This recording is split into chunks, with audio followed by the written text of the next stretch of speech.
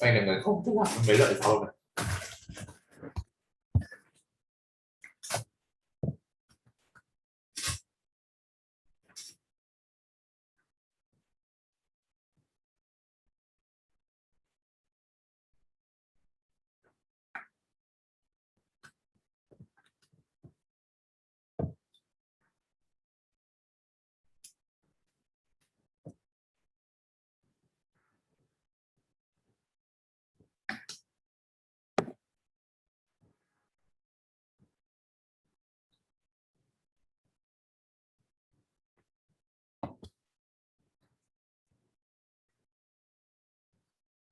Vậy mà anh sẽ làm, anh sẽ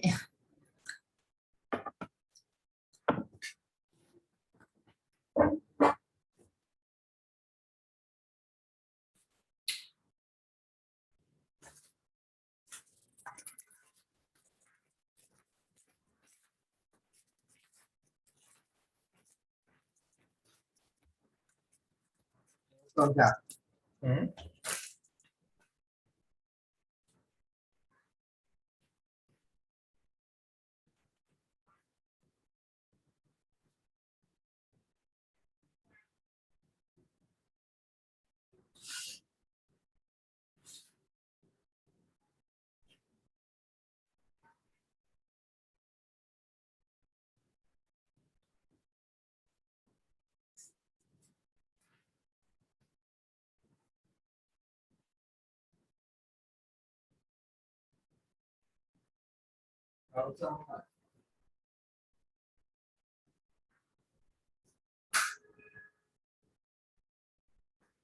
Một cơm em.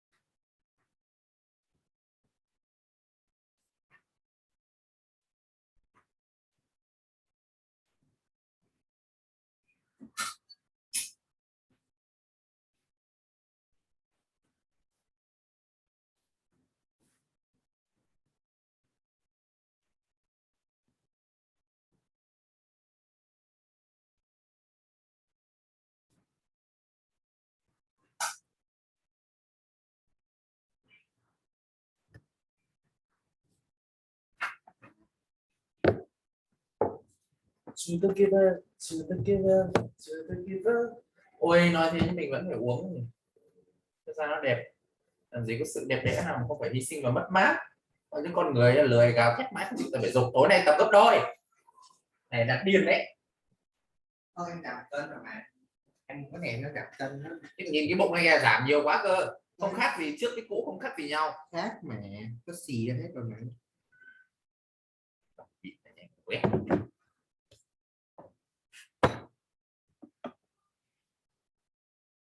Đúng rồi.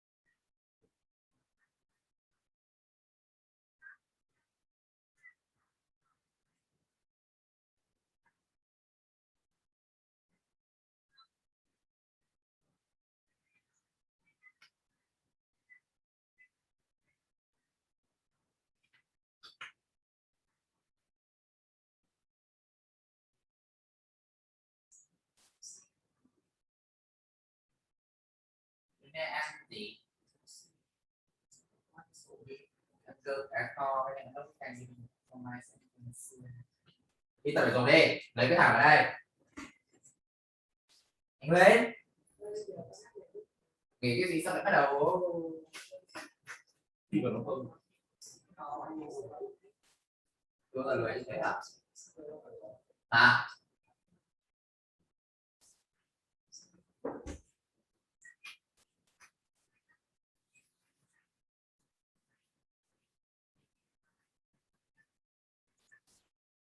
Này cái gạo lứt em hôm qua em muốn mua một bịch với Anna đúng không? Đúng rồi. Anna là bịch nào? Hả? Anna là bịch nào của ở đâu? Em để đâu? Tao để cả. Cái bịch này là giống bịch cũ à? Đâu cái này. Ôi đâu hết cái đồ cũ kia đi.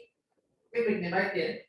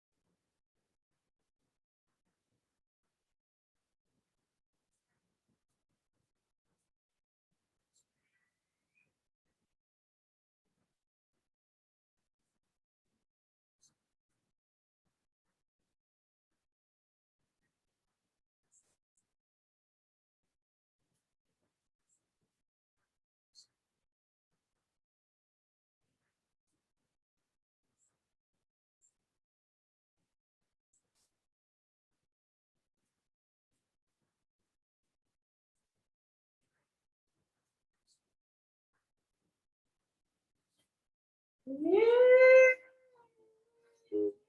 hold me baby.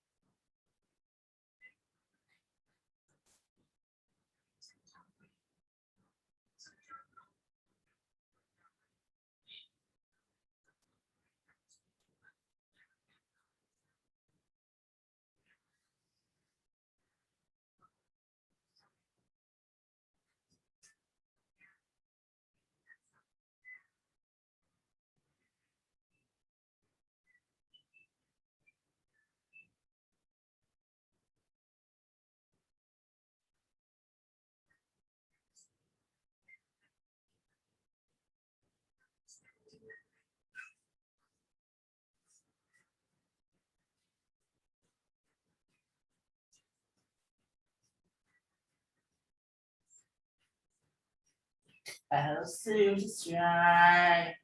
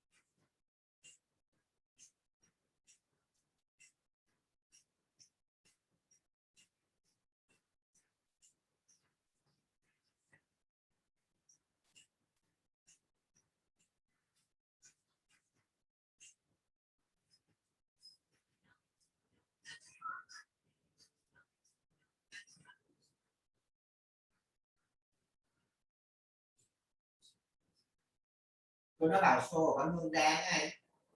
Hả? Tôi nó bảo show của con Hương Giang ấy.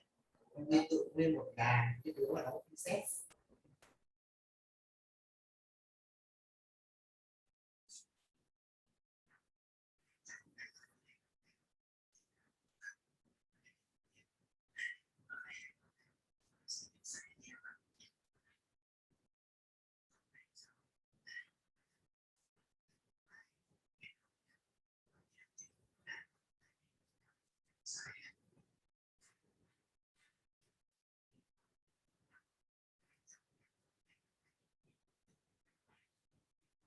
Kill my.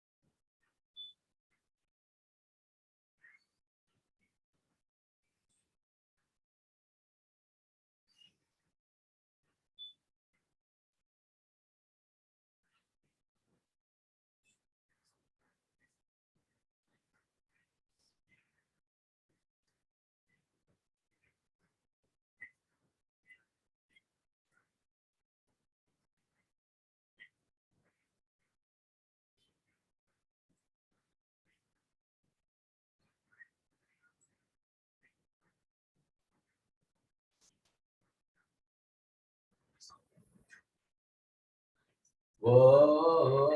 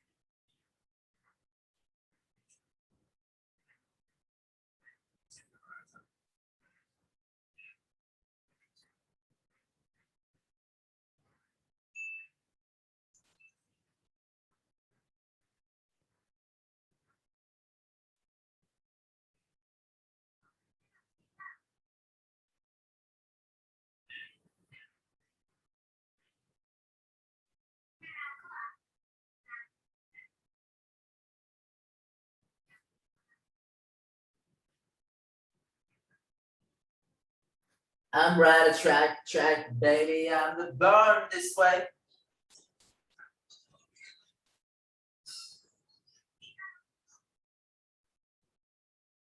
I'm the born this way.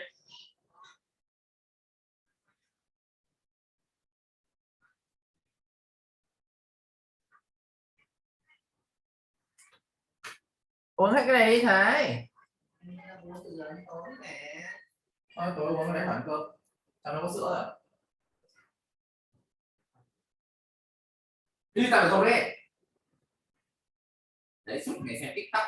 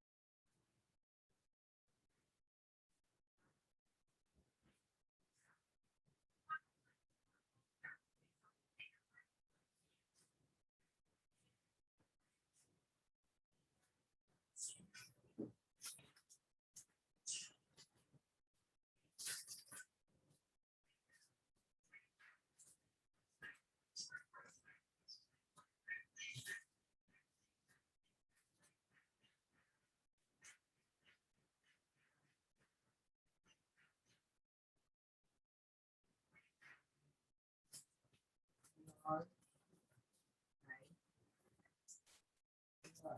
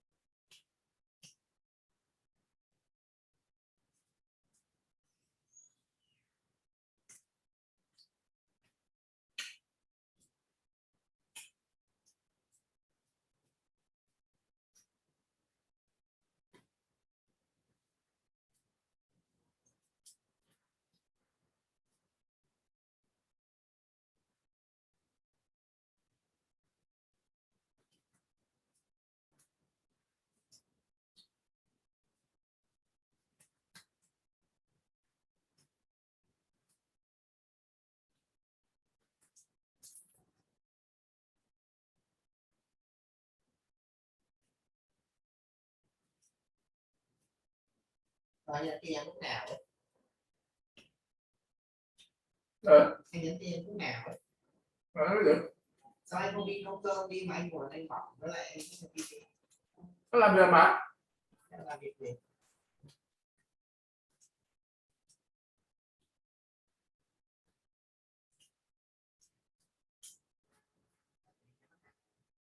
Pleasure to meet you again. This is a great pleasure.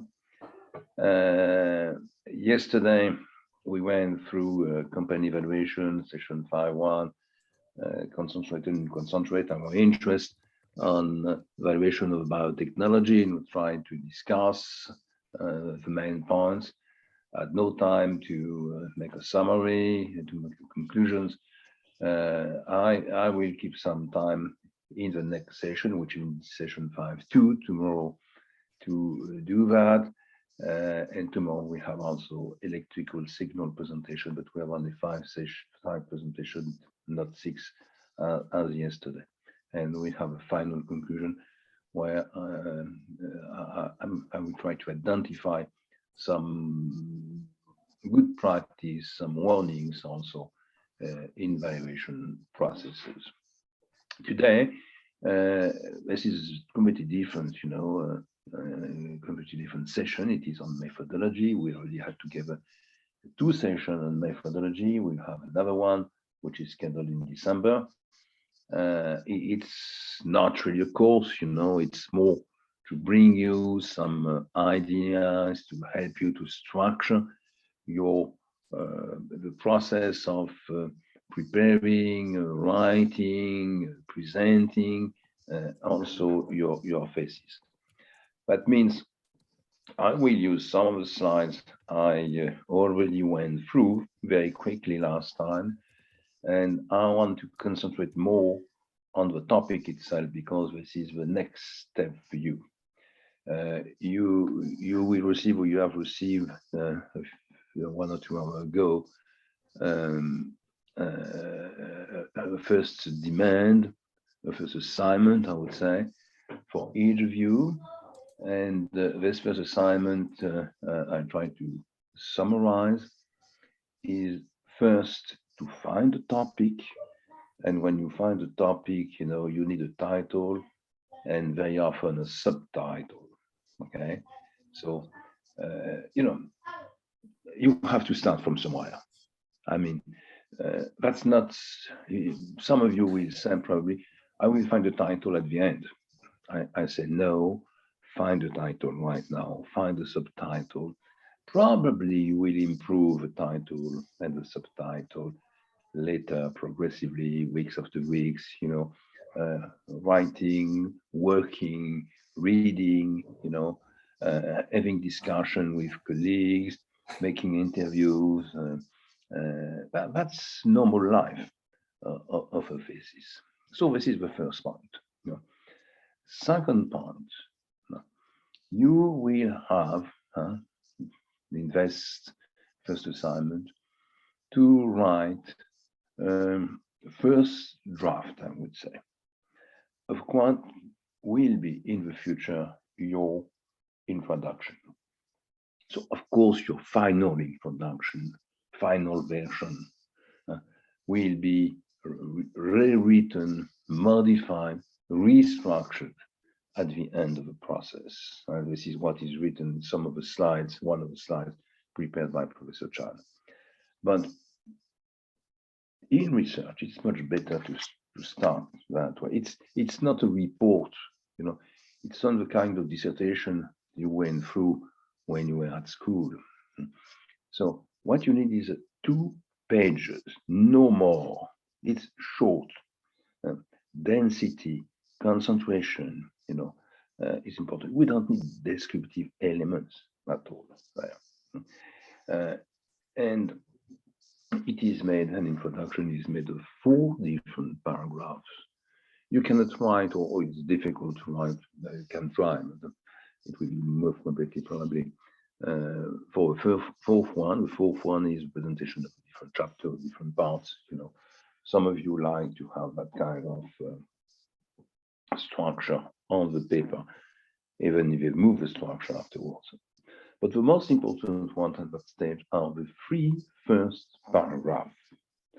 The first paragraph, is about the definition of a topic. You have a title, you have a subtitle. Now, in a few lines, you have to explain why you choose this title and subtitle. What is also the interest of this title and subtitle? After that, you should underline or try to explain your motivation. Why did you choose this topic? Because you are working in a firm, you are working in a bank, in an insurance company, a broker, and this is a topic which is important for you, and you have an experience, you know, a professional experience. Or it is because you had in the past, you know, an academic course, session, seminar, dealing with that kind of topic, and you want to go further and to join, you know, the academic dimension and the professional dimension. This could be the second reason. It could be also because you think that it could be the opportunity for you to be specialized on something new, innovation. One of these innovation, which is restructuring, in fact, the organizations today. I think topics on fintechs, I think topics, for example, of the impact of social networks on financial markets. I think to the consequences of the modifications of the accounting system in the world. I think also to the international agreements in terms of taxes, which is up to date right now. Mẹ chi con đánh thanh long cho thải quán hoa quả đâu. You can decide that you use also the MEBF phases, you know, to acquire some expertise in one of these new topics. This will give you, you know, a new strength, a new asset, bring you a new asset in your professional life. So you explain what is your motivation, what is your interest, what is your motivation for this topic, and the next point, still in this first paragraph, you know, the next point is really to deal with what we call the limits of a perimeter. Very often, you know, what you think is topic is too large for a master thesis. It's more for PhD thesis, you have 3 years, you work only on that, you know, but you are working at the same time, you have families, personal, professional constraints. So in order to produce good paper, you need to reduce. I will use this word very often, reduce the size of the topic. That means that for many topics, for example, I just said a few words, you know, on this up-to-date topic, which is the international tax agreement, and you can deal with the impact of these tax agreements on some of the policies of the firms or the banks. You know, you cannot do that all over the world. You cannot find examples everywhere. You have to choose. So of course you will choose Vietnam with an international comparison, which is always very useful to have a comparison, but with 1 or 2 countries. So you will limit to Vietnam and perhaps I don't know, to Thailand and to Taiwan. So that will be the geographical limit. You need also, very often, this is not the case in this topic, an horizon or time constraint. That means for this topic, you know, you can, even if it's not so useful here, you can say, okay, I will deal with the topic from 2018, 2023, for example. It means what's happened in the last 3 years, what will happen in the next two years to come. But you will not go back to the first negotiations, you know, in 10 years ago. So you reduce the topic. You can also reduce a topic in terms of consequences and deal only with some of the consequences of the firms, consequences of the banks, consequences for the states and taxes and budgets. You know? So reduce, limits, perimeter, what is inside, what is not inside, and don't hesitate to reduce your topic. So this is your first paragraph. When I say paragraph can be 20 lines, with no norms, there is no standard for that, but all these points, the definition, explanation of a topic, interest of a topic, motivations, perimeter and limits, should be very clear in the first paragraph. Second paragraph, you need research questions. You need research questions.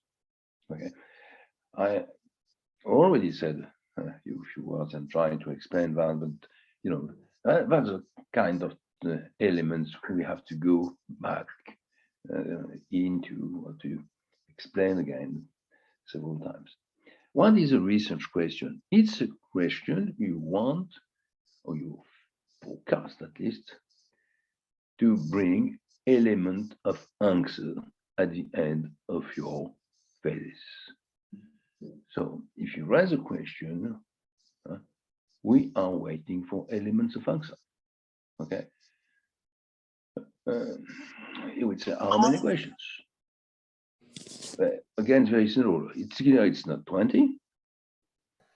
Professor One Alex, question very often is not sufficient, or it's too general. Professor So- Alex, Professor, Yeah. yes, do you share your screen or not? Because until now I cannot see your slide. No, there's no slide here. It's an introduction to the first slide. Yes, okay, thank you. Okay, and this is what I sent you this morning, you know. Okay, yes, I send for the student. Okay, the instruction. Yeah. And in terms of research question, you have 2 ways to do that. You know, the first one is to have a large question, which is some kind of a general question, problematic, and then inside you'll find sub-questions. And sub-questions are more limited. And very often it's not true in any kind of topic, but they drive you to analysis with measures, quantitative elements. Okay, so an envelope question and sub-question. The second possibility is to have 2 to 4 questions, sometimes 2, sometimes 3, sometimes 4, which are at the same level, but which are also interconnected together. So that's the two classical ways to organize your research question. You have to choose. We cannot say, even with a topic defined with a title and a subtitle, we cannot say immediately what is the best structure. You have to think about that. You have to try to think to kind of answers you can obtain. So this is very central, and it's very difficult to go further without having a first draft of research questions. The third paragraph, third paragraph is also very central, and it is on the methodologies. Taking into account your topic, the connections you have to make interviews, the material available for case studies, the databases of data you can collect one way or another. What kind of approach can you use? And the two main questions are always the same. Will you use a qualitative approach and or a quantitative approach? Some good papers use only quantitative methods, a model, for example, and some others only a qualitative approach. But it is clear that the best one generally use at the same time a quantitative and a qualitative approach. So, what kind of topics you can deal with? What are the quantitative approach you can use and develop? Of two categories. The first one is interviews. But interviews is not the kind of summary of conversation you have with someone and drinking a coffee or a tea and somewhere in Hanoi or in a given city. It is organized. It is organized either when it is a short one with an interview guide, it means 8, 10, 12 questions, no more, like you can raise in a few minutes. Very often it's done through internet or mobile, or sometimes, if you're interested in the opinion of a customer of a bank on the pavement just outside the bank, a bank branch, and you interview consumer customers when they enter or leave the building.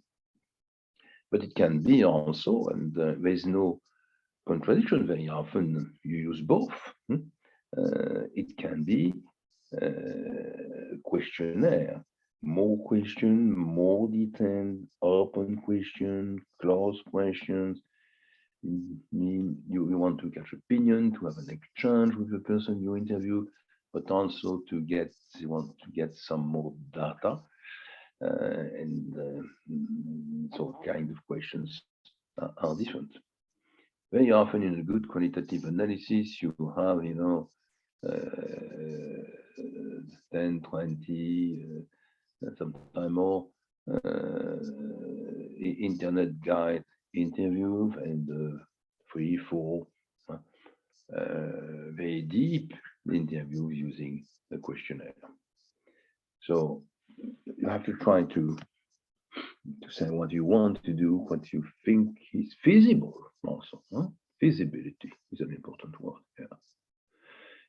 Another element of qualitative approach is case study. As many of you will use a case study, very often case study in their own company or bank or whatever. And of course, case study is much more interesting if it is compared to another one. So generally your basic case study is more important, is more detailed than the others.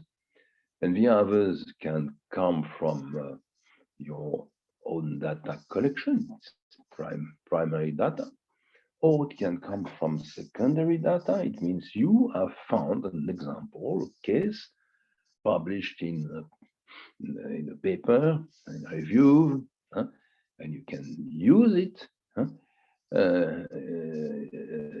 The only thing which is compulsory is to say where it is coming from, what is the review, who is the author of this study you use. So that's really the two main elements for qualitative approach. And you will say if you use also quantitative approach or quantitative approach for a very, very large number of quantitative approach. And students, in finance, they think first always to regression. They say, okay, we had a course in statistics and probability and decision making, and we will apply what we learned, which is good, very positive reaction. And they say, okay, if we collect a few data, we'll try to find a way to calculate, to use regression, linear regression in general, to interpret the quality of a regression. And after that, if it is possible to obtain some kind of correlations. Okay, which is one way, but we have others, because we have many models. If you have a look, and we'll come back on that later, to past phases written by students from preceding intakes, you will see, for example, that in quantitative method we have scoring methods. Scoring approach. It's not so far in terms of kind of quantitative method. It's based on discriminant analysis, and you have a presentation on that. Discriminant analysis use ratios generally, and formulas which are weighted average or weighted score calculated with these ratios. This is what we call scoring method or scores, and on the quantitative basis, this is based on discriminant analysis. This is so regression, correlation, scoring techniques are very familiar to students, and they have been used in the past, and you can use them again. For those more interested, for example, in M&A, generally we have always a few students interested in topics with M&A, they think immediately to what we call event studies. It means what are the reactions of the stock market, investors, prices, when there is an announcement of an acquisition, announcement of a merger. What's happened? So we have a very well-known technique, which is kind of statistic technique again, which is called event studies. Not very difficult. We find some software, free software, to deal with that. This is very common. some of you probably will be interested in going back to more traditional portfolio analysis using one of the main model, like the Sharpe model or Markowitz model or the APT approach or the French three factors models. So in portfolio management, it can be applied, of course, to stock market, but it can be applied to bonds, it can be applied to other topics also. We find many quantitative approaches. We had a few, with last intake, we had a topic on management of operational working capital. It means management of the inventory, payable, receivables, that kind of thing. And we have models, which are very well known in the literature and which can be used and applied also. So this is just to give you some examples, for working capital, for M&A, for liquidity solvency risk, score techniques, or the large applications, very large applications of regressions and correlations. But you have to say what you want to do in terms of methodology, qualitative and quantitative before going forward. It doesn't mean it will not be modified. It will not change, but you have to start from somewhere. Perhaps you start saying, okay, I'm going to start with case study comparison. I will validate my result with 2 interviews, and I will use a model, which is a model of events based on event studies. And you read, you progressively, you know better the literature, and you understand that that kind of situation, you can also use regressions, OLS regression, for example. So you can come back, you can make a loop, and come back to the introduction and modify the introduction, generate to integrate more tools of analysis than you expected at the beginning. So, title, subtitle, the 3 main paragraphs of the introduction, second point, and third, a reference list. Few students every year, they say it's not useful to have a reference list. And generally after that, we don't have a very good thesis. Because if you want to start on a topic, you have to know what is written, what has been written. At what stage is the knowledge today? The only way to do that is first to identify the main references available, professional and academic, to make a list, okay, and then to read at least the best element in the list. That's what I already explained in one of the 2 preceding sessions. So this is a compulsory way to go further. Don't start writing, don't start making analysis before you are very clear on the introduction, on the reference list, and you read at least part of this reference list. I gave you already, but I think it's useful to repeat that. Very, very quickly, you will, on many topics, you will get 50, 60 references. You have no time to read all that. So my advice is very simple. Read all the abstracts. Read all the abstracts. And after reading all the abstracts, make a selection in order to keep a reasonable number of references.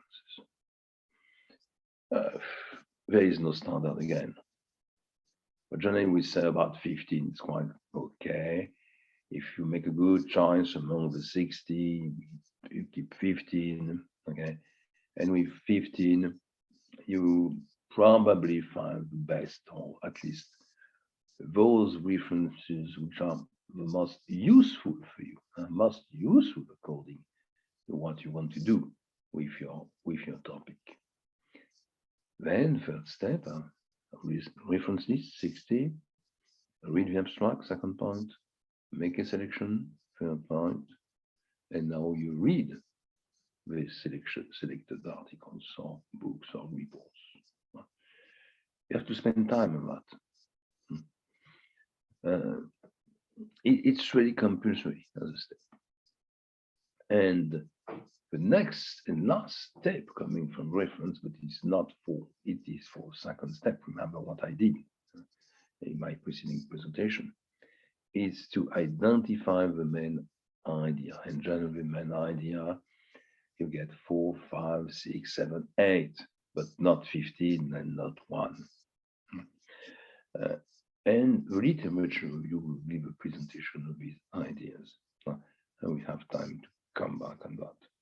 So what I'm waiting from you now is a short paper with title, subtitle, a draft of introduction, list of references, and if you are able to do that, the selection of the references you want to keep for going further. It means for the preparation and writing of your literature review. So this is the first thing I wanted to say today. This is your first assignment, and you will receive, or you have received, a mail from Mrs. Twillin on that point.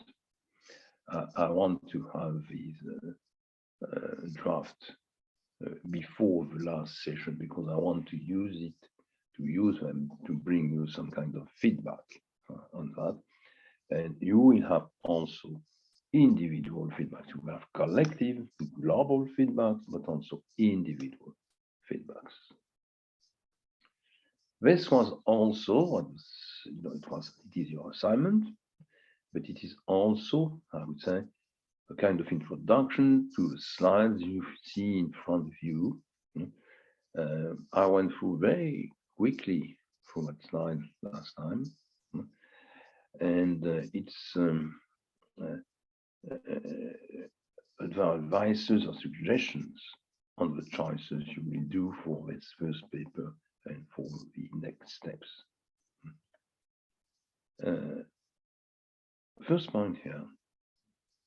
Be be careful to topics which are too descriptive. A description is not a thesis. It could be of interest. You present something which is new. You explain how it works. For example, blockchain. You heard about blockchain. I have good topics around blockchain. But explanation of what is blockchain, where this technology is coming from, how it works on a technological point of view, what are even the best application today. It could be very, very interesting, for an article in a financial economic journal. For professional, but it's not a thesis. On the contrary, if you take blockchain and the applications in your bank, in what part of the activities of the bank blockchain's application would be useful, brings more safety, security, productivity, speed, also would be one of the question or sub-question. One also about blockchain and the interconnection between the operations of different departments of the banks. This is another question. How to integrate your network of large customers or of subsidiaries or correspondents in different countries could be one of the interesting questions. How to integrate blockchain in portfolio management and in services offered to customers, which is a main issue today. So you will not deal with all these questions, but you will select 2 or 3 of them and use them, present them, develop them in the second paragraph of your introduction, because they can be good research questions.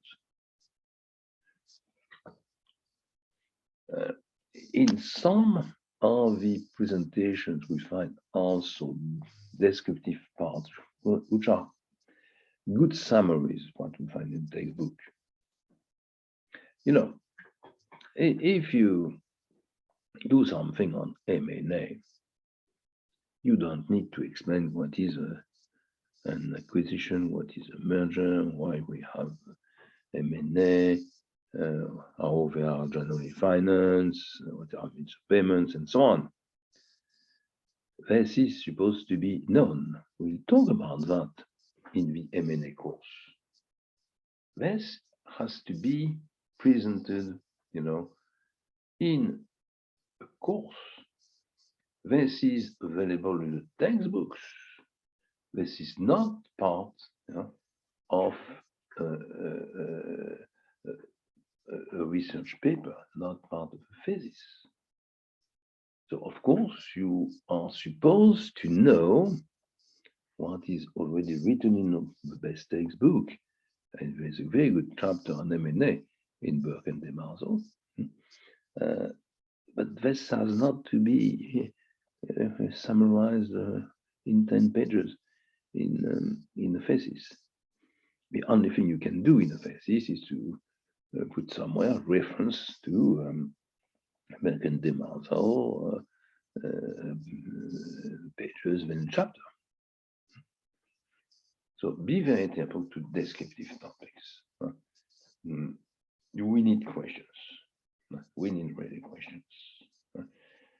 We need questions, and we are looking for some kind of results of contribution. Second point that I come back, in fact, to content of the assignment. A title every year, few students, and two, of course, they are writing title which are 3 lines. Title is not 3 lines. Title is very short. It could be 3, 4, 5 words, no more. If you think, it's not clear, you can add a subtitle. You can have a subtitle on blockchain in the banks. What are the what are the applications of blockchain in the banking system? But put a subtitle, portfolio management, currency transaction, and subsidiary management. So it will be short, and if we need to reduce more, to focus more, you have a subtitle, and this is very important to understand. Point 4, it's a kind of, I repeat that again, but anyway, we have to repeat that. And very often, even after 2 or 3 months, we said to the students, this is too large. You have no time to do that. No, you have only a few months to write your thesis. You don't have 3 years. You are not full-time students. So you reduce again.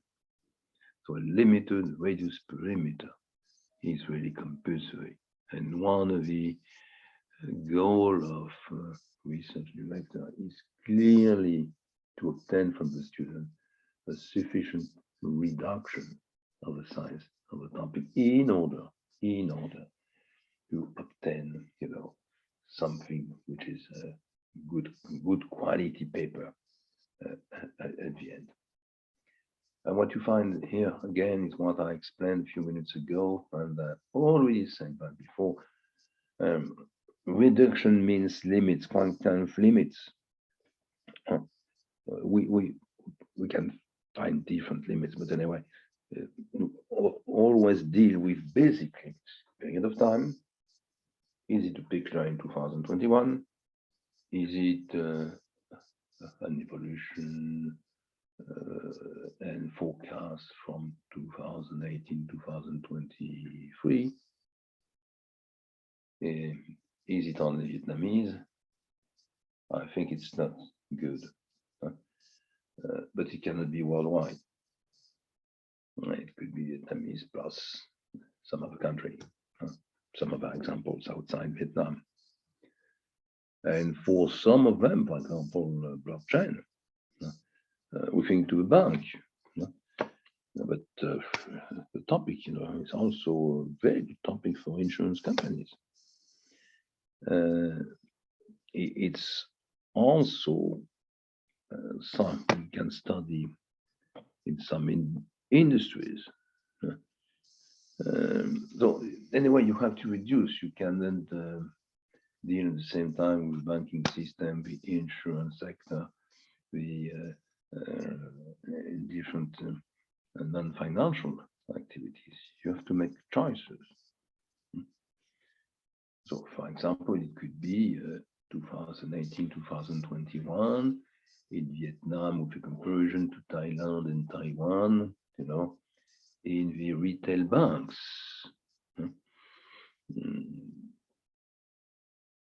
So that's very interesting and important point for writing your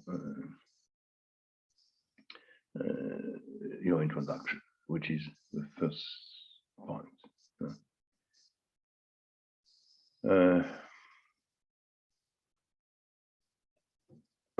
A few points here, which are warnings. So you have your assignment. We went through these first element here, first elements on the limits, reduction, title, subtitle, so on. Now a few warnings, and we come back to research questions.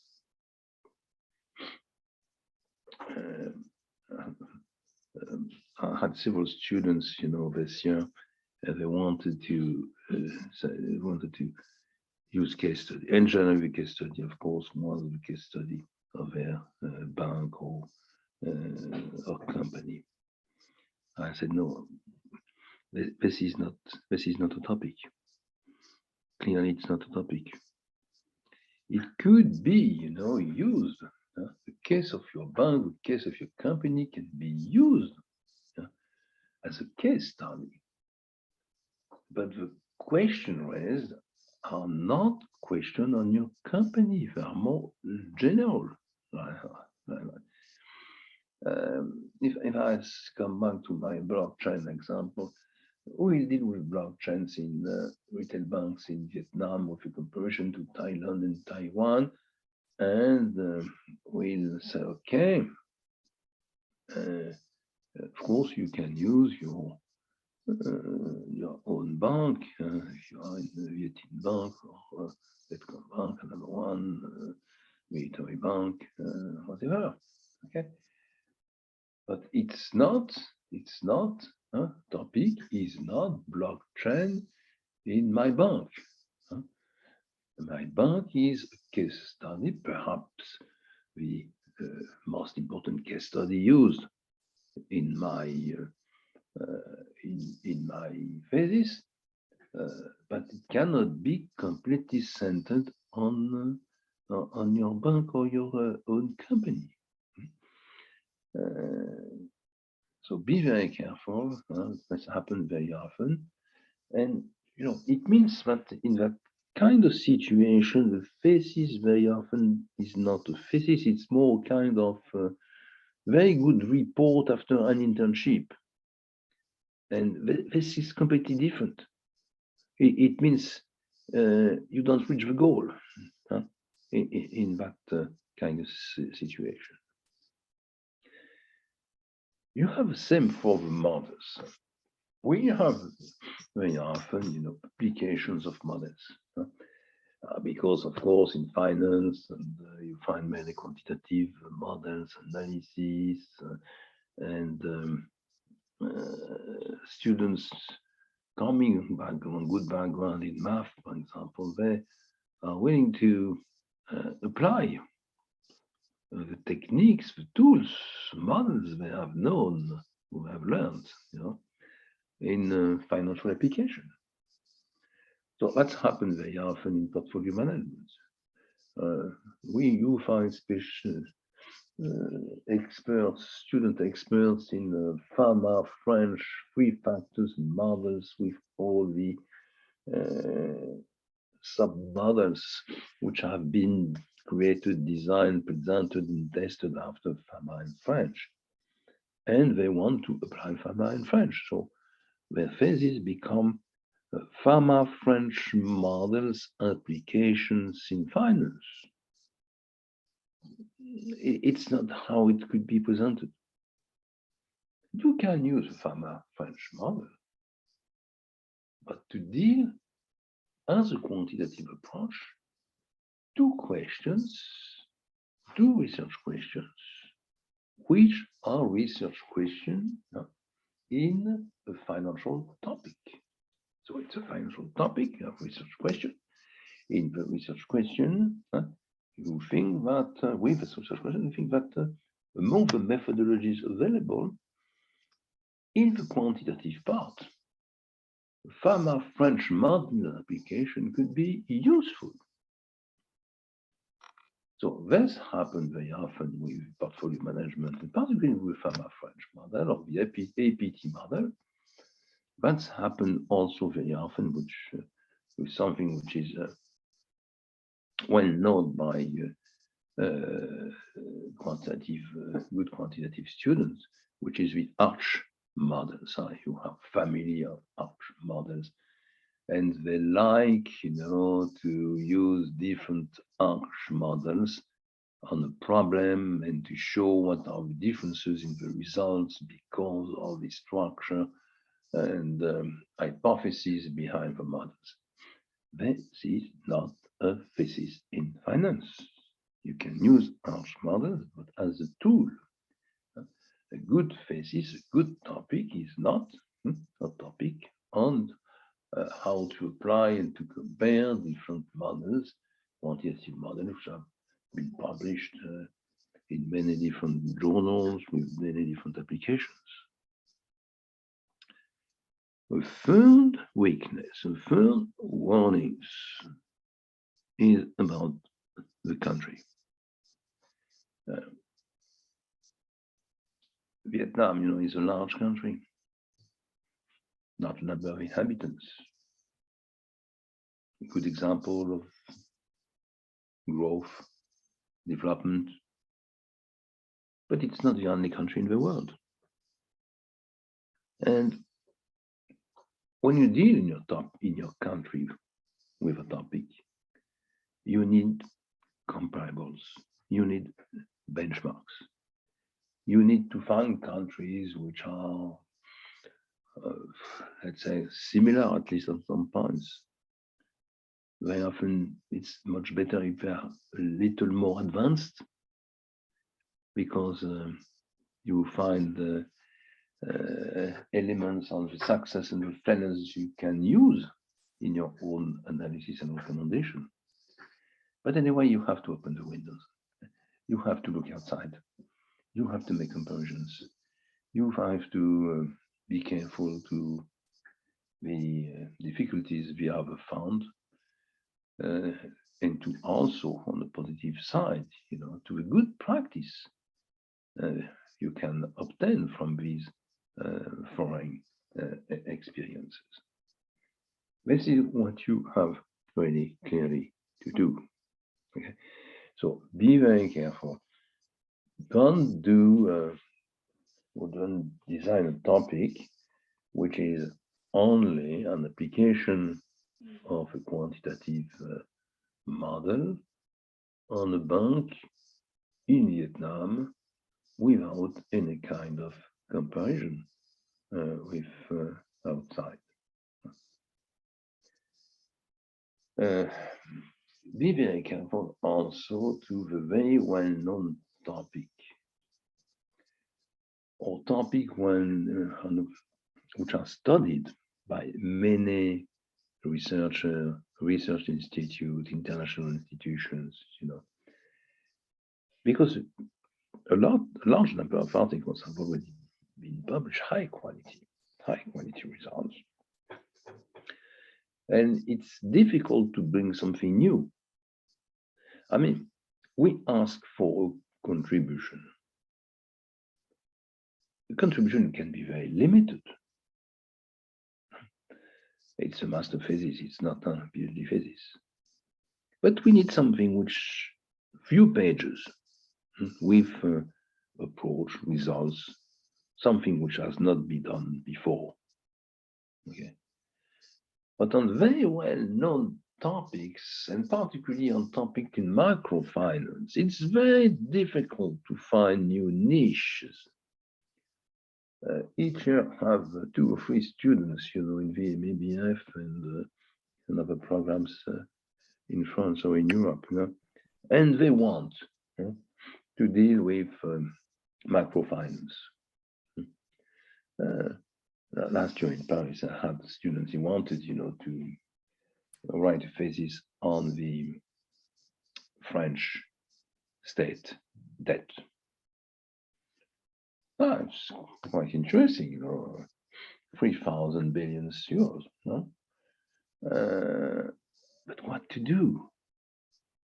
This is studied every day by teams of economists in the French Ministry of Finance, in Brussels at the European level, in international institutions like the IMF or like the OECD, or like banks in Basel, international banks, banks for international settlements.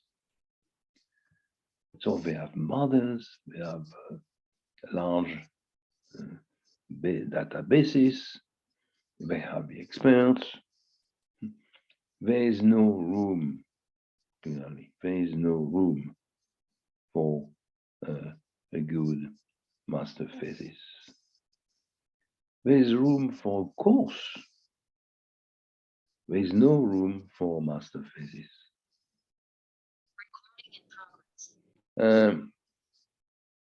So be very careful to those topics which are studied all over the world, which are in the media, but also studied in details by year after year, or day after day, by a large team of experts. Be also very careful to the up-to-date topics, and the typical topic we had, proposed by students. It was true in Vietnam, it was true in France, and the same problem with German students, and the same problem even in another part of the world, it's students in Dakar, in Senegal. And all these students, they wanted to study the consequences of the pandemic. Some of them, it's what are the consequences of the pandemic, or the CFOs policies, or the tools used to forecast the future and to design the budgets in the companies, or some of them were wanted to deal with the impact on the financial structure of non-financial companies. So what's the problem? The problem is you start now with that kind of topic, and you will have a final version in a few months. We don't even know when the pandemic will be over. We expect and we hope, of course, that the pandemic will be over in a few months, but we are not sure. That's exactly the situation we had when we were here in the summer 2020. We said, okay, another 3 months and it will be over. We are by the end of 2021 right now. So that means you are running after your topic. You are running after the data, because each day something new happens on your topic. You are not writing for a newspaper, or you are not making a presentation every morning, at breakfast on the TV. You are dealing with a topic. You get the data, or you can collect the data, and you are not in a situation you can be every morning collecting new data because something happened on your topic during the night. So, these are up-to-date topics. It's true, for example, for pandemic, but it's also true for some topics, for example, on oil impact.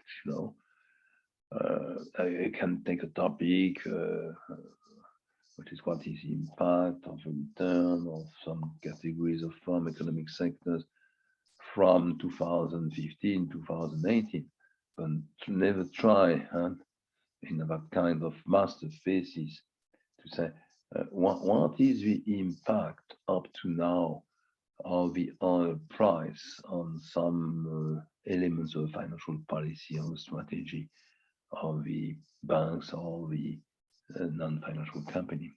Too risky, too difficult to do that. So that's a few warnings in your choice of topic. So this is more summary or detailed summary on research questions.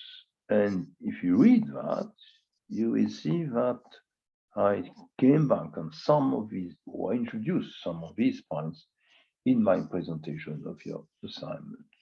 Okay. For example, of course, the thesis should start with research questions, and there's a reason why it is in your first assignment. And this means what are the questions you want to answer at the end of your thesis. Point 2, I wrote here that research question can be organized in 2 different ways, either with an envelope and some question, or with 2 to 4 questions connected together. I came back on the warning, point 3. It's not to introduce a descriptive presentation. And we have here, point 4, but it should be simple, easy to read, understandable by the reader. Always think I should advise, think to the reader. There's someone who will read you, at least your professors. And don't forget that in classical thesis could be useful, depends on the topic. Research questions are followed by hypotheses. When you have a topic, you have research question, and after that you make a hypothesis. And what you do through the methodology is to try to test the hypothesis. But anyway, in point 6 here, in some proposals, there is no research question. Major modifications are needed, in that case. So that means you can have, in some cases, research question without hypothesis, but there is no thesis without research questions.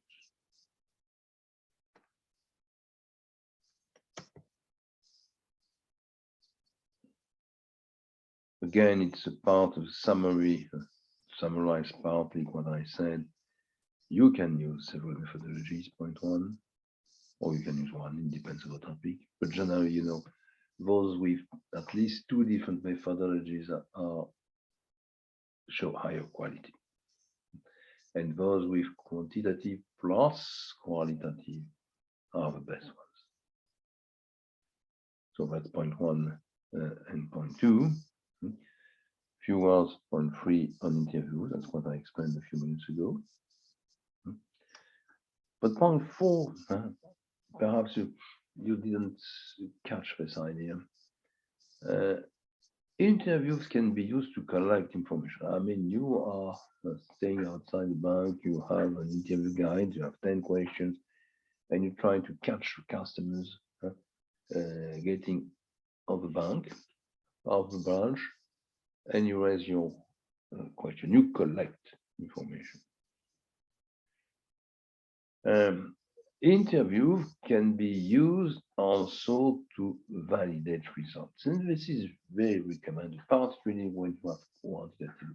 I mean, you have made analysis of case studies, you have a model, and at the end you present your results, you discuss your results, and to validate them, what do? You go back to one or two experts or professionals. You explain what you did, what are your results, and you want to catch their reaction. Do they agree? Do they agree to all your results, part of them? Do they bring some contradiction? What kind of contradiction or opposite result? So this is the validation step. The validation step is one or two interview face to face. And this is very useful to measure the quality of the contribution of a thesis.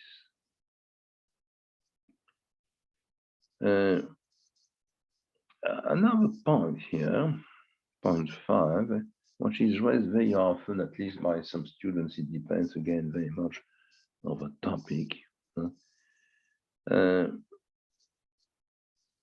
Data collected can be used or analyzed with, let's say, quantitative methods, a model. You have are working on M&A again, and you have identified a few M&A operations. You collect the data on the performance, on the price, on the volatility, liquidity in the market, if they are listed.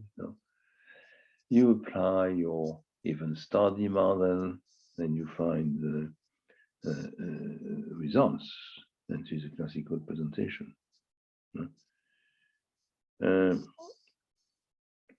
But you have also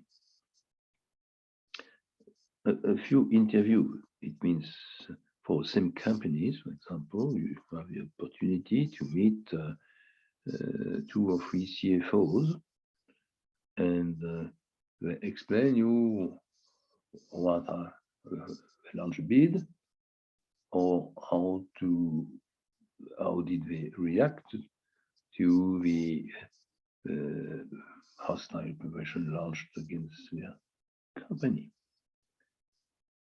And very often, if you are able, to get the words used, it means to collect the sentences pronounced by them.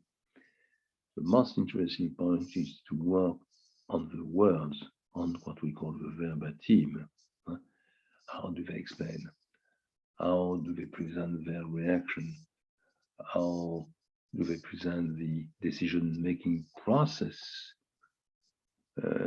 which result was a bid. And we have techniques to analyze words, sentences, interview, and to be able to write verbatim. It's very often even more interested in the application of quantitative methods. So you have to think about that also.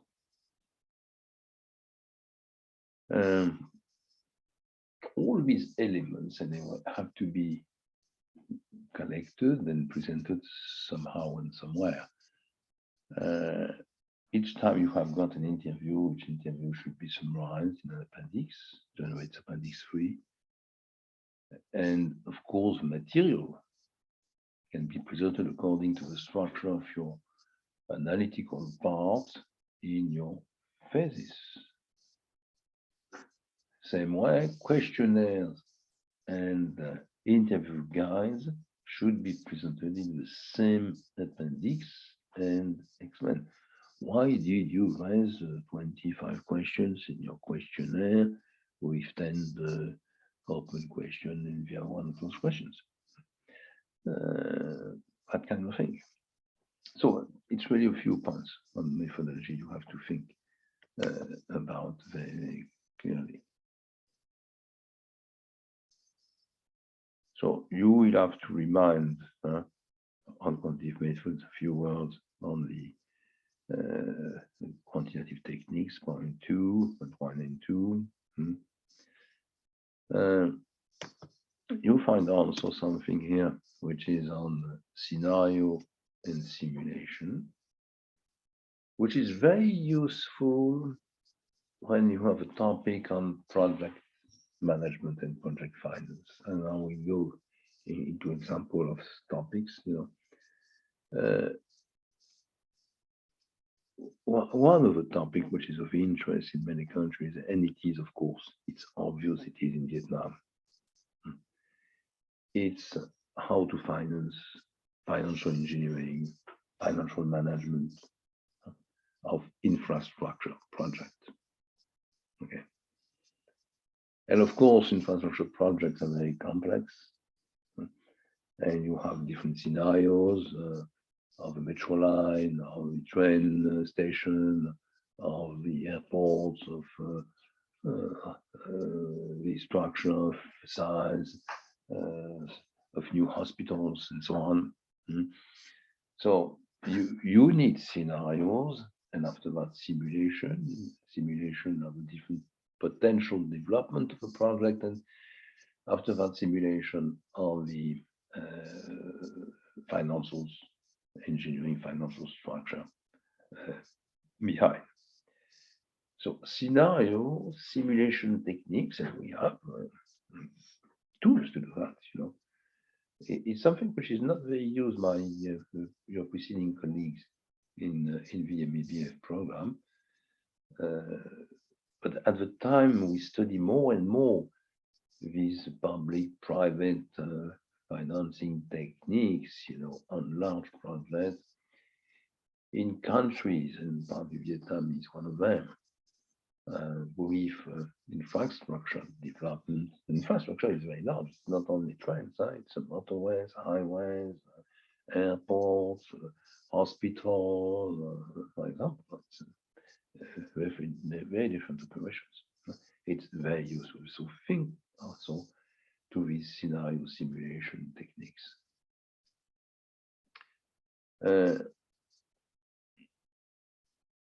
Post point 4, we already went through that set of criteria. That's what we did, on the financial plan, for example. Don't forget also that secondary data is welcome. You can always use secondary data, but you have to say where you collected this data. When you try to make explanations and comparisons, also point 5, don't forget all the elements of differentiation between the countries, laws, geography and climate, culture, for example, taxes, environment, tax environment also.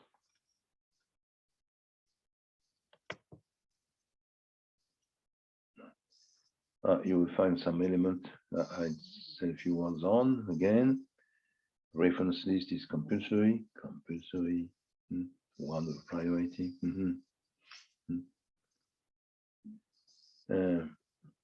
It's easy today to find, but most of the topics, a large number of references.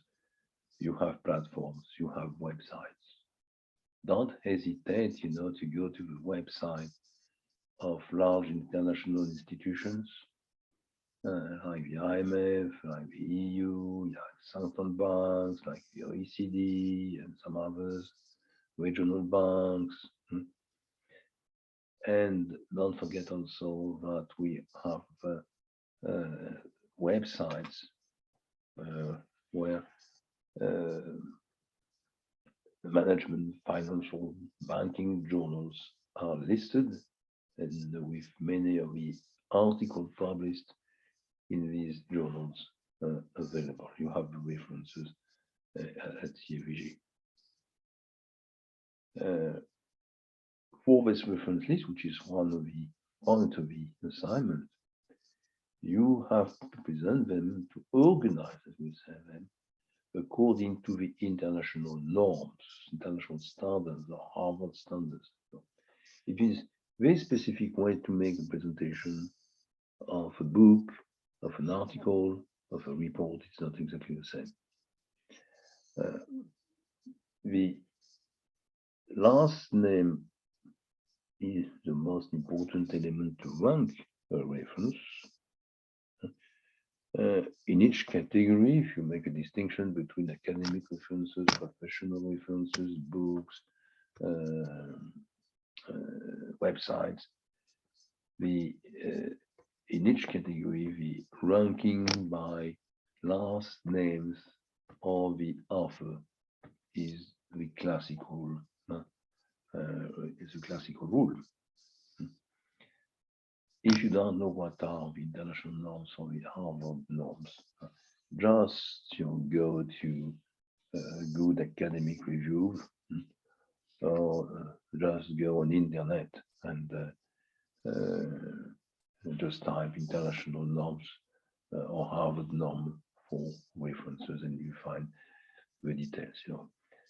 And my advice is start your reference list applying these rules, because when we're at the beginning, it's easy to apply. If you have to come back 15 days before the end of the process of preparing the final version, you have no time, you don't remember what you read, it's a nightmare. Point 5 is just what I explained, and point 6 also. So you have a good summary presentation of all these elements. Okay. So you have last 2 slides here. Perhaps a few words anyway on these last 2 slides. And this is the beginning of step 2. It means if you are already advanced on step 1, title, subtitle, introduction, 3-paragraph, reference list, international norms, you can move to step 2. And generally step 2, you have 2 chapters. The first one is, or the second one, the order can be discussed later.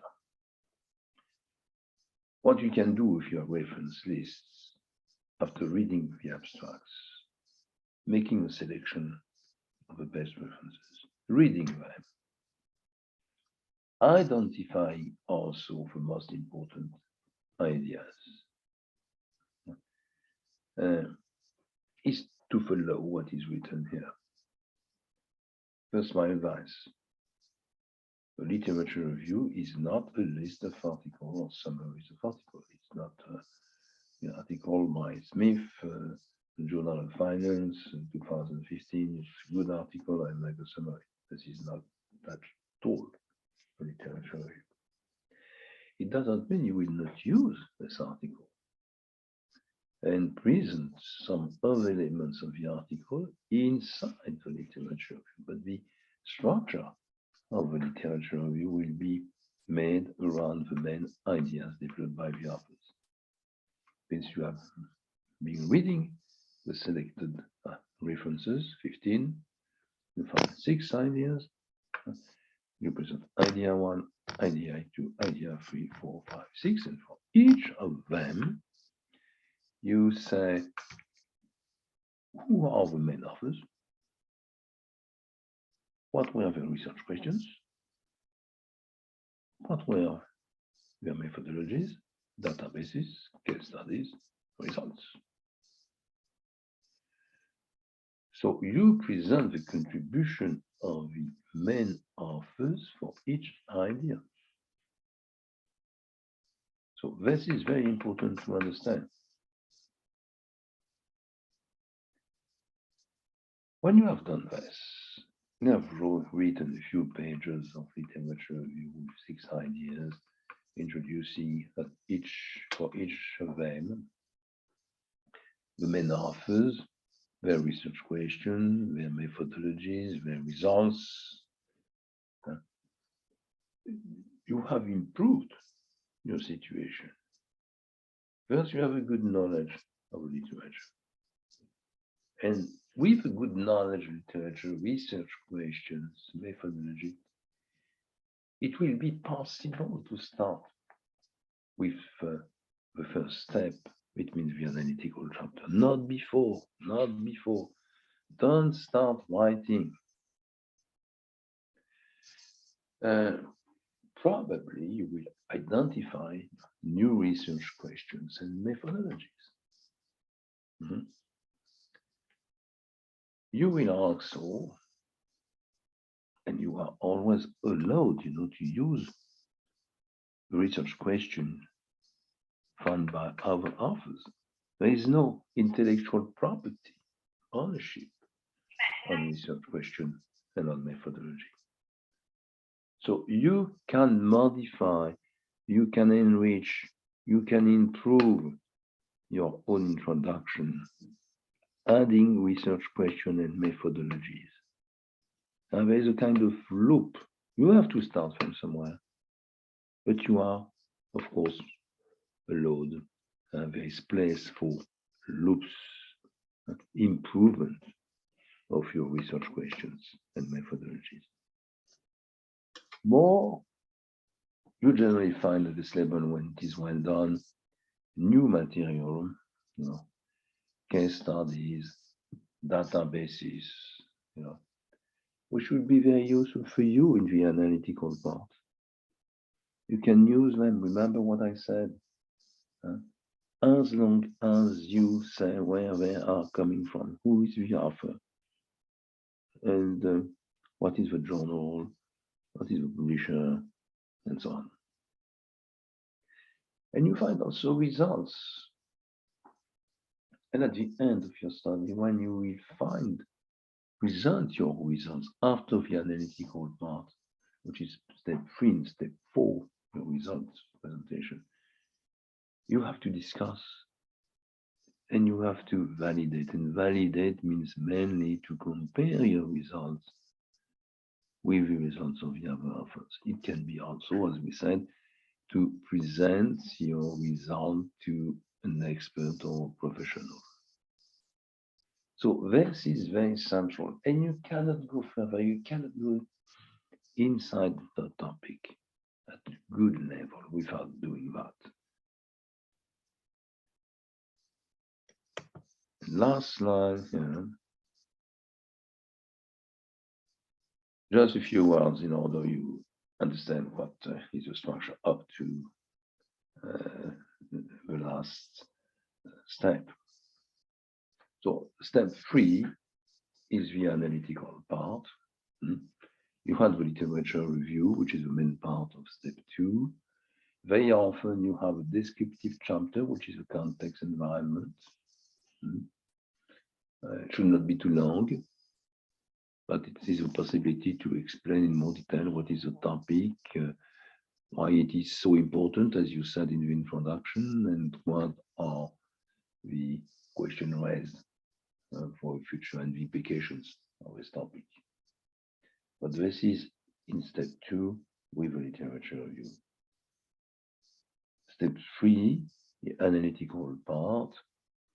You have 2, 3, 4 chapters, it depends, it can be structured according to the ideas you found in the literature review, according to your research questions also, or according to the methodology you use. Sometimes you have a chapter with quantitative models, another one with interview, and the third one on case studies. But it's one possibility you don't know at the beginning. You don't know before having written step 1 and step 2, how the analytical part, which is the more important at the end, how it is organized. Here what you find is a few elements of the results. Results are step 4, and results have to be presented. And if you have done the job properly before, you have, of course, introduction and you have conclusion to each chapter, whatever they are. Step 2, step 3.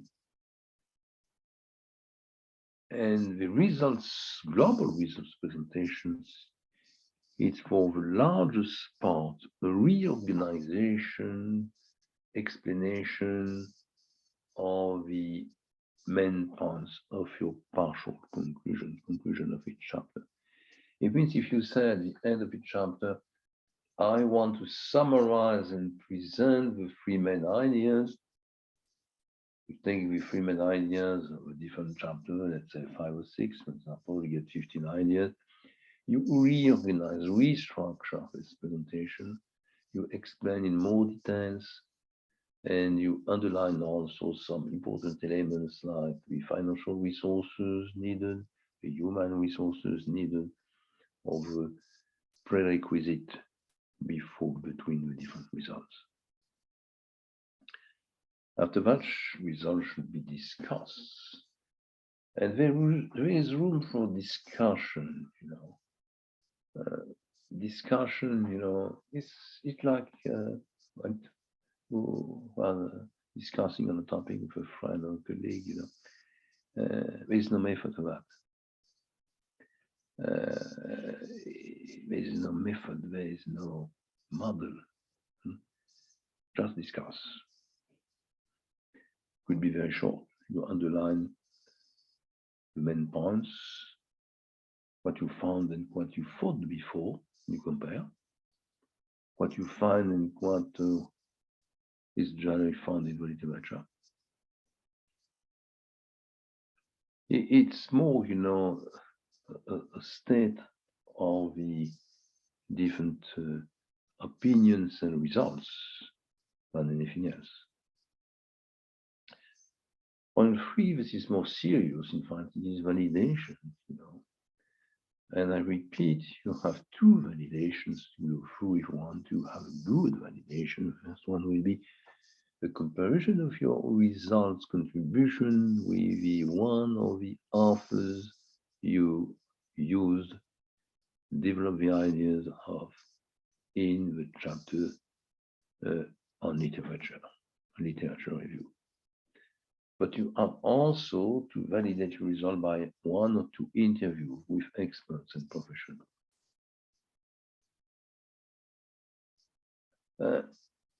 This is step 4. But now it will depend very much on the topic. Let's say some topics are more scientific, some others are more consulting. And in case you have a topic which is a thesis, but with some kind of consulting dimensions. You need some kind of recommendations. And generally what we do, we create a new chapter, in fact, step 5, new chapter, which is the presentation of a recommendation.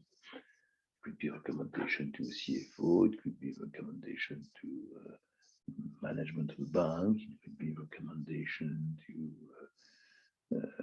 Ministry of Finance, depends very much on the topic. But you have recommendation to different players involved in that topic. So then you have to get the structure in your mind, and then to start with the assignment. When you will have written the assignment, you will be at the end of step 1. Then we will move to step 2, and then to step 3. Don't start writing chapter, which is in step 4, before writing the introduction, please, and going through the reference list. There is an order in this process to prepare, to write, and to defend a thesis. This is what I wanted to show you here in this approach. Now you received, and it is, I think it is in Compass. I don't have access to Compass, so it's a bit difficult here. But I decided with my colleagues and with Mrs. Twilin, Miss Tram, to select a few phases in order you understand what is a thesis, how it is written, and what are the phases we have, given a good grade. And you will find a few one on Canvas.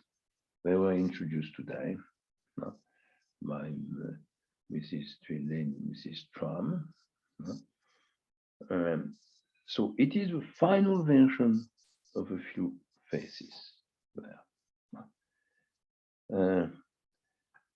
I give you an example here. I have on my other screen here, and which is a good thesis. It's quite it's quite a difficult topic. It's on transfer prices, implementation of fund transfer pricing at Vietnam International Bank VIB.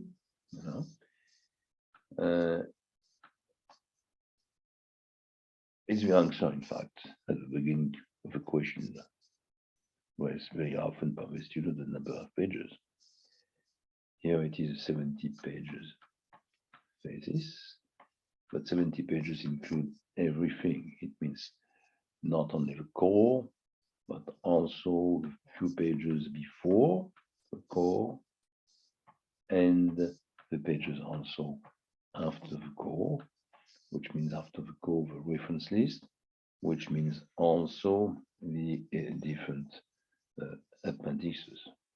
Okay, and you will see that here we are nearly in line with all what we said. There's perhaps some small mistakes, but it's very limited. It's well presented, it is well structured, and you will find on the difficult topic all the points which are underlined in my presentation. This is a very good example. You will find also now this one was maybe 15 and maybe 14, something which is very quantitative. And a discussion with these students. At the time, we have 2 students per thesis, which is not the case since 2016. since Index 16. It's on risk quantification by expected loss model. Expected loss models are quite complex in math, and they are used very often in insurance. An application in credit operation and management of banks. So, you know, you are here in a good example of interaction between knowledge and development of model, which calls the expected loss model, and something which is much more classical, which is credit operation and management of banks. And of course, the topic for us in this program, in ABF program, is on credit operation and management of banks. And the question is, what can bring the application, the use of a model, in that case, the expected loss model, to a problem which is a classical problem in a bank. It's not, we are expert of models because we have, for example, studied the models in an insurance company, and we want to find an application of the expected loss model, and we have chosen to extend our application outside insurance, and because it's not so far, and we have data also, we have decided to apply then to banks, banking system, and mainly to credit operation. It is the other way around. And if you read this paper, you will understand that they have understood what is a thesis in finance, which is not an application in finance of a model, but which is first a financial question, and in the methodology used, we can use, among other methodologies, a specific model, which is the expected loss model. To come back to my question about length, you will see here that it is a longer structure. It's 91 pages, but taking into account all the pages also which are before the introduction and after the conclusion.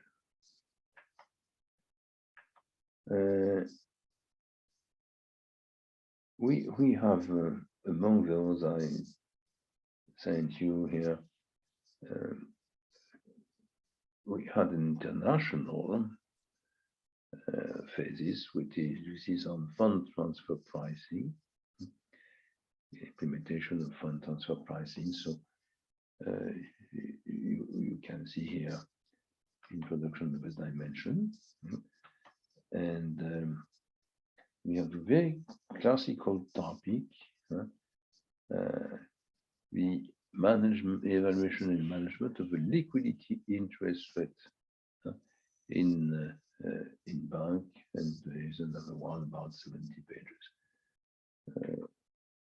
So you have here a few examples, and if we find some others uncovered. Let's give you, nothing is perfect, I would say. They are not perfect, but they are good. They validated most of the goals, they reach these goals, they understood the warnings, and they produced good quality paper. Now that's what I wanted to show you here. Now this was for the few examples. This was again for the assignments with the applications, some consequences which are summarized in these comments on topics, from definitions to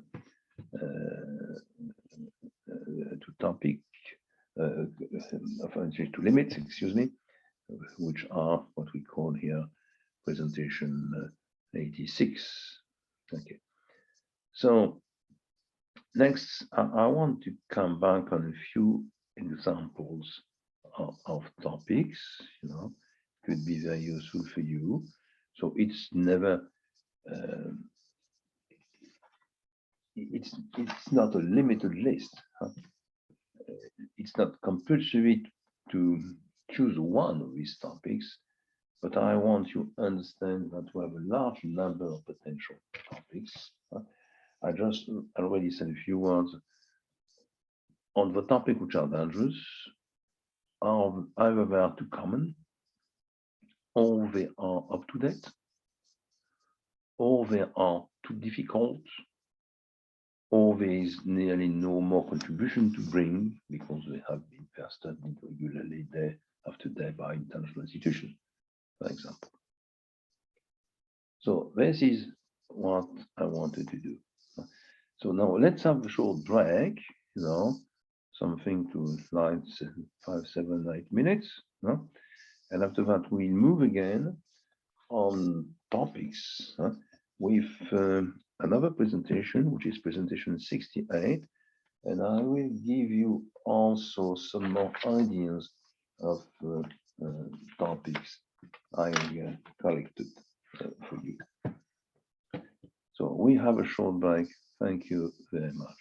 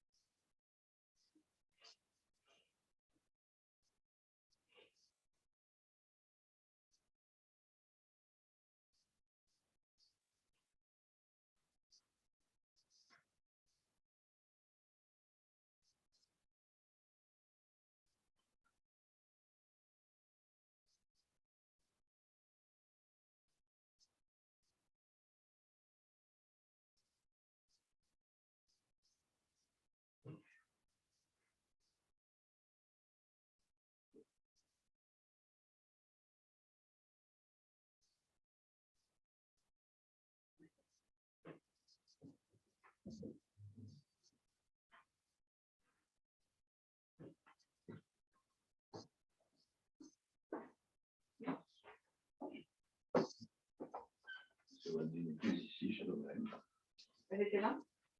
Elle a été là maintenant, puis elle est partie. Oui, alors j'ai essayé de changer là. Qu'est-ce que tu as essayé de changer? Bah, j'ai fini, si tu veux, je vais très lentement en fait. Oui. Longtemps que je pense, c'est Oui, pas grave oui, ça. oui. Donc j'ai fait mon 86 et je veux maintenant le 68 qui doit Oui. être celui-là. Oui. J'ai essayé de le mettre, voilà ce que ça marche donne. pas. Alors attends, Je te rentre dans. c'est le 88 que tu veux. Non, c'est le 80, c'est le 68. Tu dois être sur le 68, hein, Topics Quality. Alors ça, c'est quoi ça? C'est 68? Celui que tu vois là à l'écran, c'est 68. Few Commands, ça, c'est 68. Dans Topics Quality. Non, mais, et ça? Ça, c'est celui que j'avais avant, c'est 86. D'accord. Ça, j'en veux plus. Mm. Tu me le fais. Tu me le fais Et pas. ça? Ça, c'est pour après, Structure. C'est le 88. Ça, ça. c'est 88, c'est ce que je veux. Ça va Et être ma conclusion. Qu'est-ce que tu veux alors, Là, je veux maintenant le 68, celui qui s'appelle Topic Oui, Quality. allez, voilà. Voilà. Et je finirai tout à l'heure Mm. par l'autre. Ah, il Je est pense là. qu'il ne faudra même pas les autres. Il est là, tu vois. Ok, c'est bon. C'est ça. Pourquoi je n'ai pas en plein écran à nouveau? En plein écran, mais c'est parce que c'est pas un problème, on va le mettre en plein écran. C'est parce que je voulais te laisser l'autre derrière. Ah, d'accord. Voilà. Non, je pense que ça va aller. Ok. Que j'en mette au fond du rang? Oui. J'ai fait mes réservations.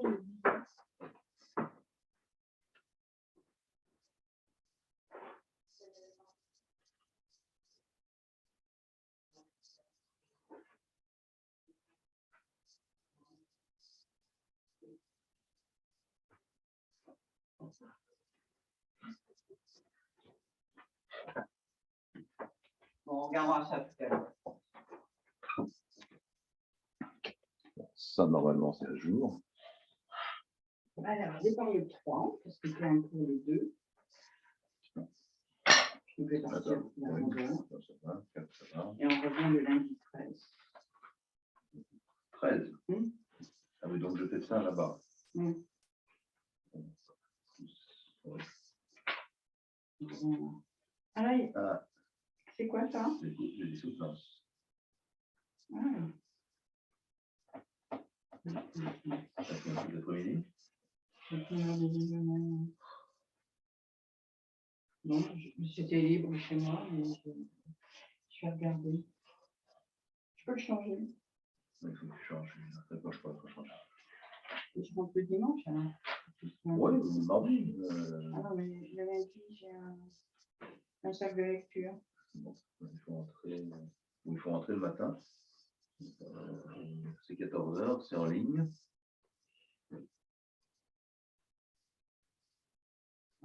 Tu me fais partir de bonne heure aussi. Et puis tu vas te changer tes prix. Ouais.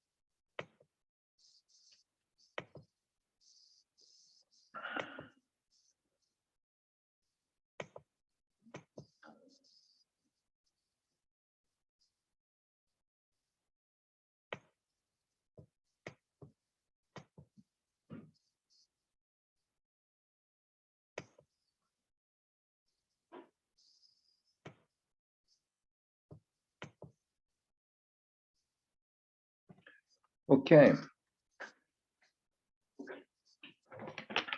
So we had a short break, and I think it's time, to start again.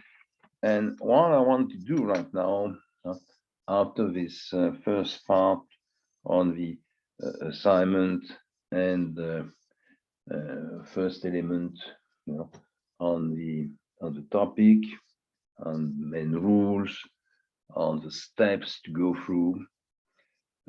I want to go back on the choice of topics. Just because I want to escape to these mistakes I mentioned in the warning lists, and also I think you should try to invest new fields, which are the fields of the future.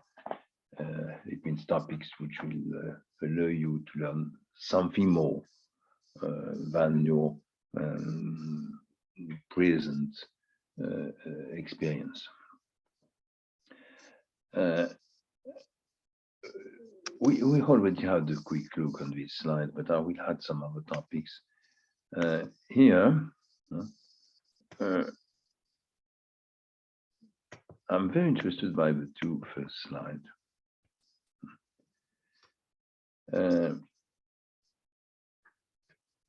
Be very careful to the quality of a topic in terms of feasibility. Feasibility. Already said a few words on that. For example, here you have the first slide. I hope you see my slide. Again, if you don't see my slide, just tell me you don't see my slide, and I think it's okay. It's number 68 in the presentation numbers. There's one topic which is very difficult. I have students working on that for a thesis, a doctoral thesis, which is dividend policies in airlines. Why is it so difficult? Because, what's happened to the airlines with the pandemic. So the only way to do that is to have a long horizon. But to get a long horizon and interesting comparison, you need information, data on many different companies, and you need long-term data which are comparable. Which means it's really a difficult topic in terms of quantitative, for the quantitative part. It also requires interview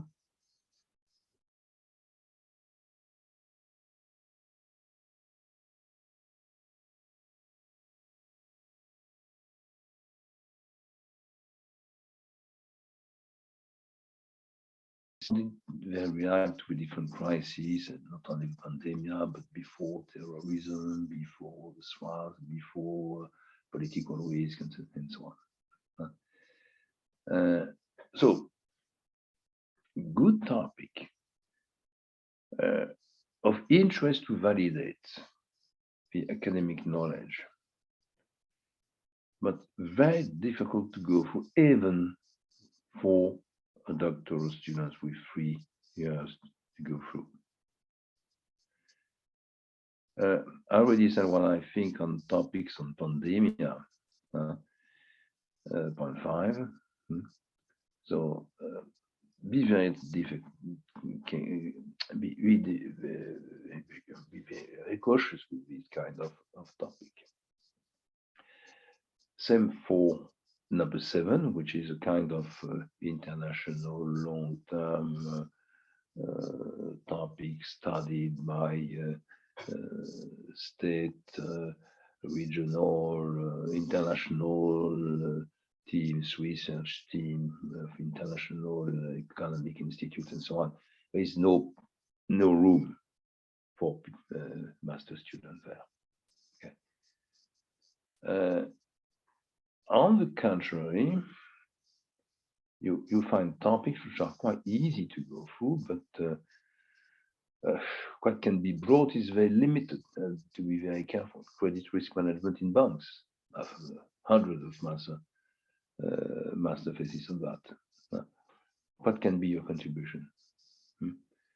Same on controlling banks and insurance companies. Okay. Now, if you move to second slide, you find topics where you can find new contributions, good, interesting contributions, and build also your field of expertise or a field of expertise for your future. Of course, what is green? I will come back with some of the example, but green, you know, it is up to date, and it can be green bonds, it can be increased choices, investment policies, green customers. So, of course, we had many articles published, but there's still room, and there is a demand now for experts in the companies, in the banks, with knowledge on this green dimension. Dividend policy is more and more a topic. Of course, you have all these classical models you find in Burke and DeMazo, with nothing to do with that. But the problem is what should be a percentage of net earnings distributed to the classical shareholders, to the staff and workers, and the part also kept into the fund through retained earnings. And in the bank, of course, you have a discussion about the tax rate. So today, this discussion is back. How to split into pieces the net earnings before taxes between the different categories of players. And we have experiences all around the world at the level of countries, but also at the level of companies.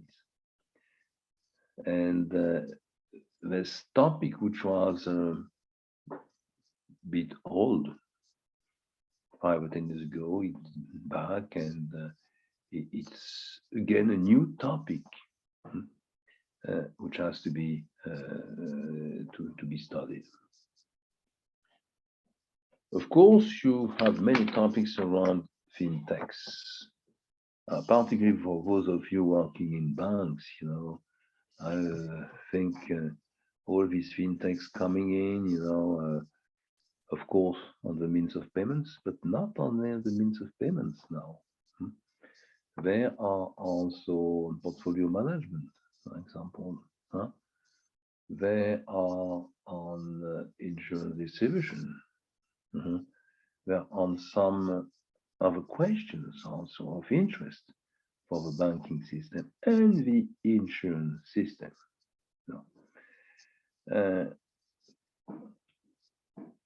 Also around fintech, banks and insurance company, you find a large number of topics.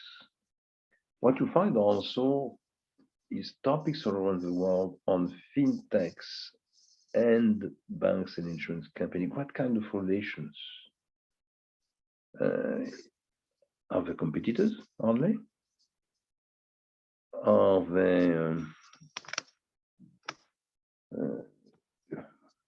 do they develop common joint ventures? Have contracts of services? Do banks and insurance companies buy and integrate part of the fintechs? Why? Or take minority stake? And of course, for the financial sector, is something which is very central. What you can have a look also is those fintechs working on cryptocurrencies with technologies which are not very well known by classical banks and classical insurance companies at the same time. And even fintechs working with central banks, which want to introduce, central bank currencies, new types. So around these new players, you have a lot of topics which could be of interest and which will develop very quickly in many countries. And this is a good investment for you, as green bonds are, as green dimension, green financing, green investment, green bonds, green organizations are. I will recommend also to be interested or to invest in M&A. M&A, is crucial for growing economies. So that means it's not difficult to forecast, but the number of M&A operations will increase in Vietnam in the years to come. Between banks and insurance companies, but also, of course, between non-financial companies. So nearly all the categories of legal structure in the financial and non-financial system will be involved one way or another in M&A operation. So there's a lot to do around regulation, around the techniques used in acquisition operation, after that in mergers, but also in appendix element like share buyback or split. There is probably also a good topic there. I think that when you deal with M&A, you are also should have a look to other topics which are connected, like rumors. What about rumors on the value of companies?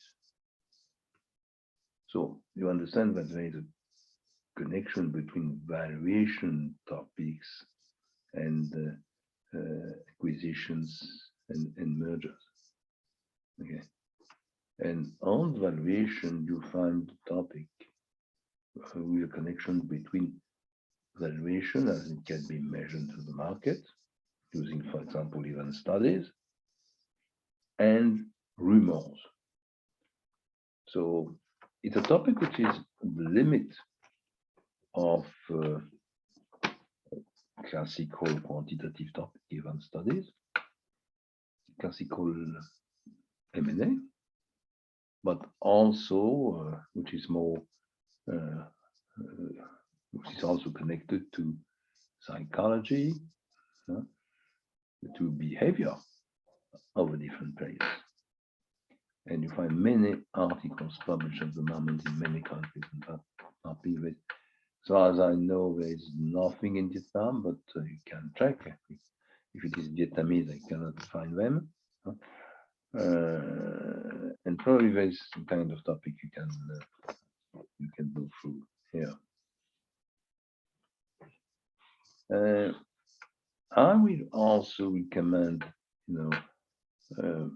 topics around, I would say, financial organization in companies, in non-financial companies in general, accounting rules and the applications, and how Vietnamese firms can be in the international standards very quickly, integrating completely, the norms, standards, IFRS, and so on. Second element here is about the modifications, progressive modification of the financial organizations of the firms. Where are we? What could happen in the years to come?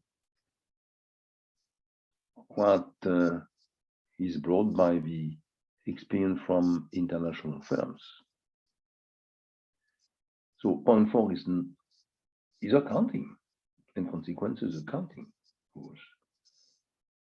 But it's also more generally financial organization in firms, and more specifically for Vietnamese firms working with international companies, having joint ventures with international companies, or for some of them, and it will be more and more the case, having subsidiaries outside Vietnam. How to organize a financial department of a group. I never had a paper on that in MBBF. Of course, we can go back to classical one topic, which is NPL loans, yeah, and risk associated. And what could be of interest if you are involved in that kind of topic is a comparison between Vietnam and other countries. Comparison. What were the problems raised? Why did we have problems? What were the policies and the solution? How successful they are if you compare them between different countries in different period of times. So there's still room for that. We have many papers, there's still room for that kind of topic. I recommend also topics on infrastructure, that's what I said. We have new techniques coming in, what we call PPP, BOT, and it is, in my opinion, clear that this technique will be developed and applied in Vietnam more and more in the years to come, because the number of projects to finance is quite important, and the amount needed, and also financial engineering, the knowledge in financial engineering, which is needed, is not complete 100% available, I would say. So I recommend really clearly to develop topics on infrastructure engineering and legal bodies in the railways, in the airports, in the hospital, in freeways, and so on. Room for that. This topic is moving, and it's a kind of knowledge which is a good field of expertise. Partly for those of you interested by infrastructure and interested by relations and jobs in international institutions, international banks. There's room here. Consumer lending market. Clearly, in Vietnam, we have a great opportunity to develop this market. Consumer lending institutions with all the services which can be brought to the consumer, not only the lending borrowing operation. So that's very clear.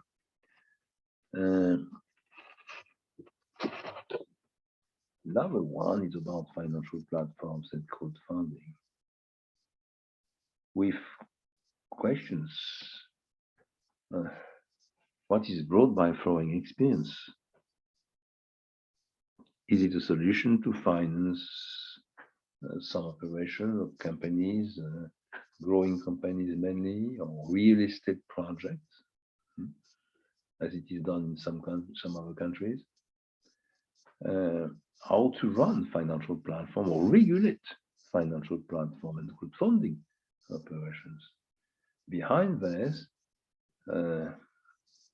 as we found with many complex financial techniques, is to regulate that. But to regulate means they have to be allowed. If it is thought it is very useful, but the regulator should limit the risk, particularly for the small investors. So this is very, very good news. I will add some other topics. I had in the past a few theses on real estate, but we can have more on how to finance real estate project, not only infrastructure. It could be leisure resource, that kind of thing. For example, it could be also urban projects, buildings, could be a tower. Real estate can be also analyzed around the players. What are the players today in the real estate sector? What's happened? Concentration, internationalization. Who is dominating the sector? We can compare to other countries. What's happened with growth? So real estate is clearly insurance as a rule. Insurance is still not very developed in Vietnam compared to many other countries, and we know generally that in average, the premium collected by insurance company everywhere in the world grow at a speed which is twice the growth rate of the country. So, that means that in Vietnam, for the next years, there is a potential growth of insurance premium, which is very high. So that means that the power of insurance company will increase. So how to manage this premium? How to manage the risk associated?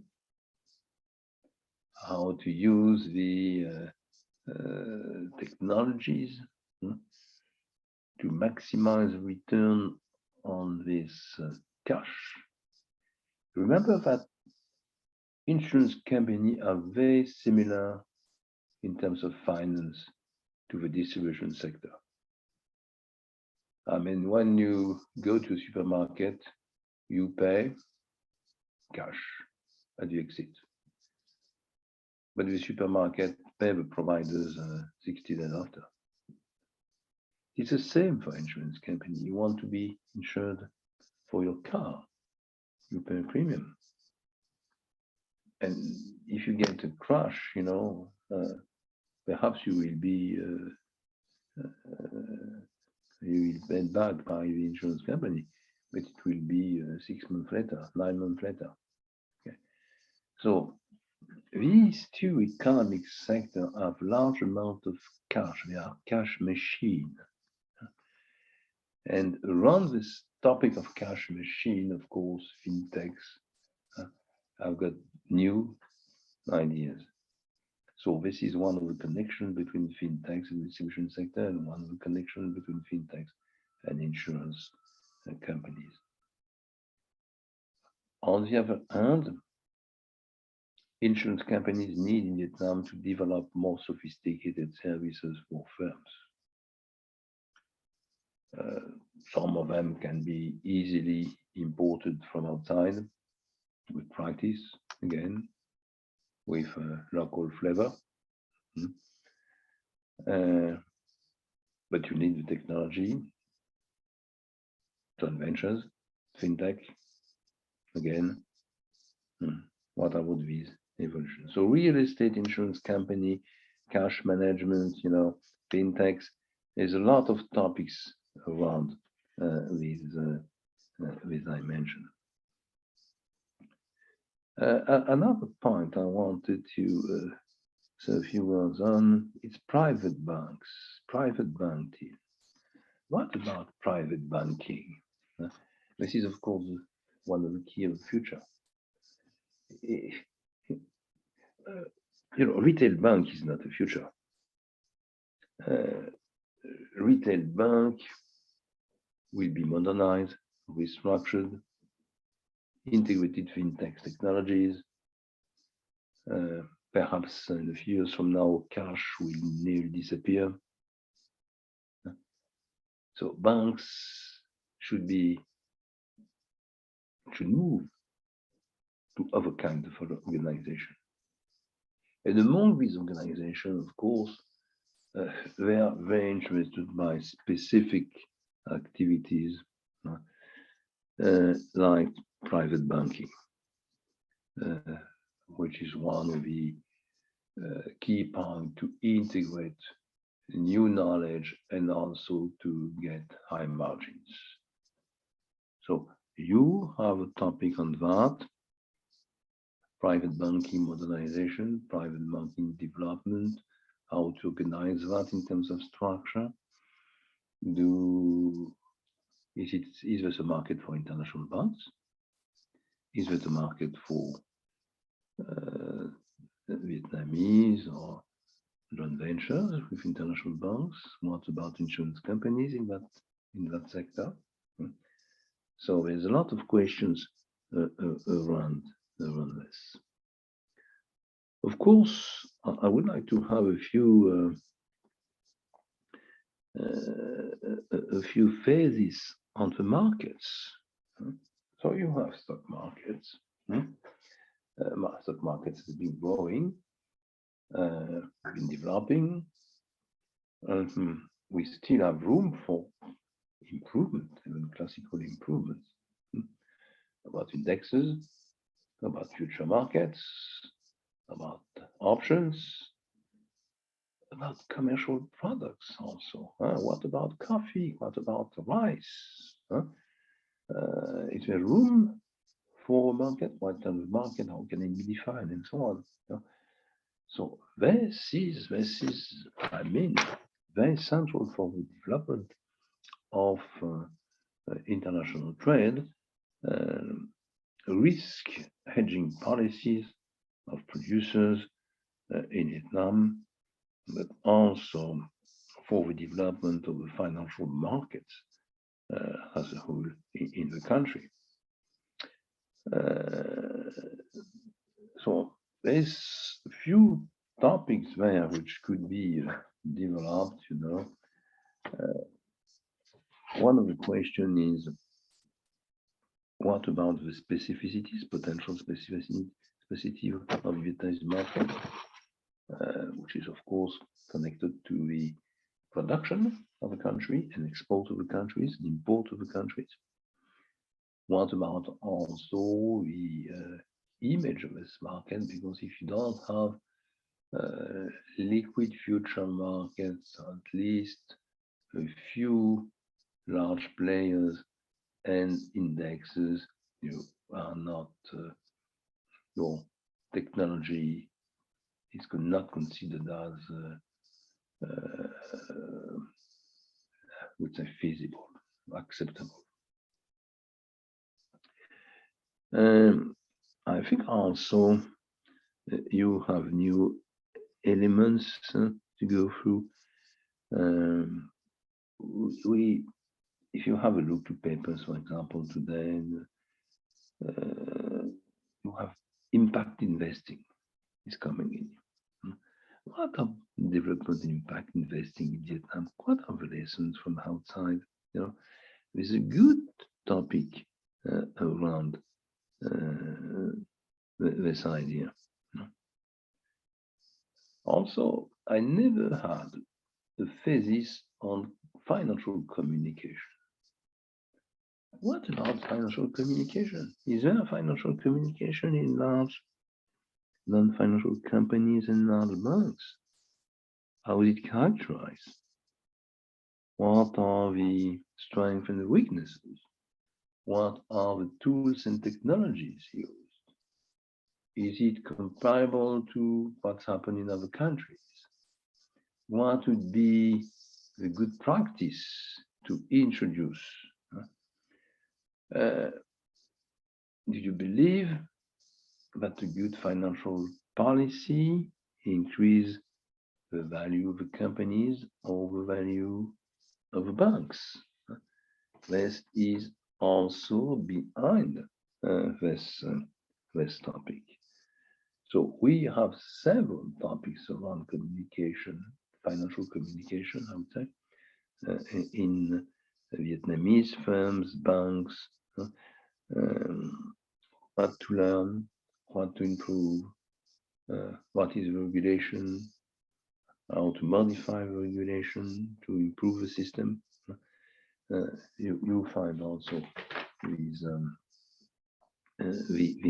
topics. I think also that I said a few words on green, but you can argue more on energy, on pollution, on carbon. We have a lot of large topics on that. Even central banks in their policy today want to take into account the climate and pollution dimension. What does it mean for the banks? If the central banks say have to manage, of course, the price level, means inflation, perhaps growth. That's the main difference between the Europeans and the Americans. But also, as I say right now, I have to be one of the largest players on the climate consequences, climate change consequences, and pollution through the tools I know how to run. What does it mean in Vietnam? What does it mean for the largest bank in the country? What does it mean for the company in terms of investment?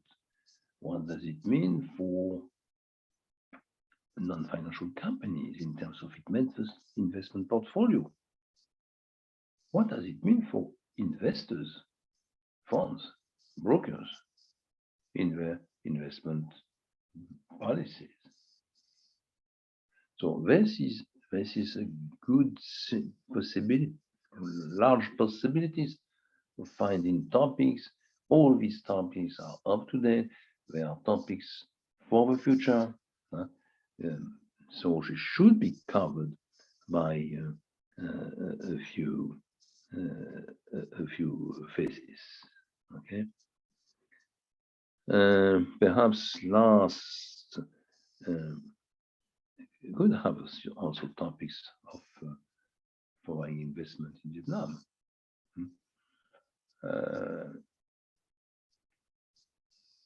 So we have different categories of investment in different economic sectors coming from different countries, different firms. Of course, classical comparisons has been made, but there's probably some more specific topics to go through on foreign investments, specific industries,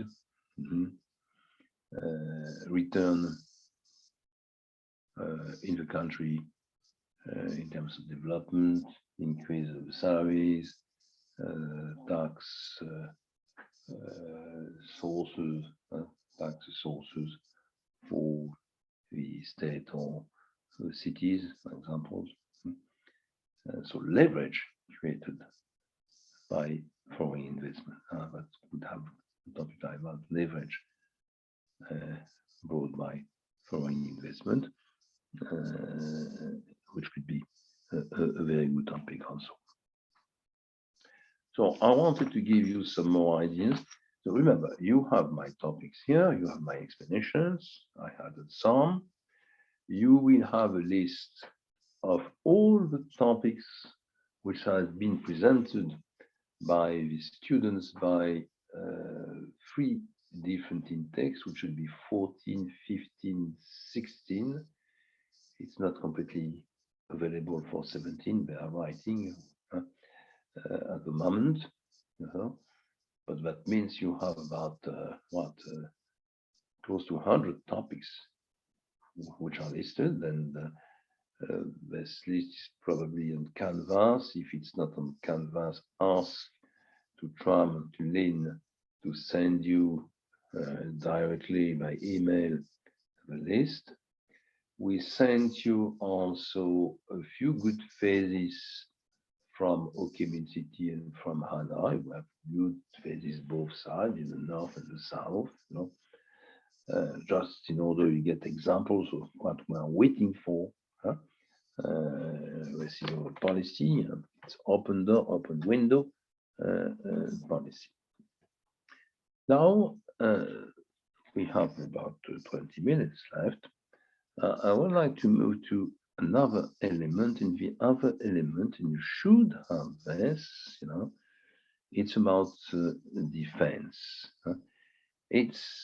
We have been through a question developed by Professor Chan on how to write, how to select a topic, how to write, technical difficulties you have to meet. Okay, we just have a very quick look on defense. I want to go more into defense structure, constraint, and preparation. So I will move from these slides to another set, which is very short in my presentation, which is 88. We have 3 slides. I hope I will find them easily. 88, where is it? Should be there. It seems to be okay. So I hope you see my slide. It's called Oral Presentation 1, Structure. If you don't see that, just tell me. No, we don't see, sir. You don't see? No, we don't see your slide. Where are my slides? On my screen.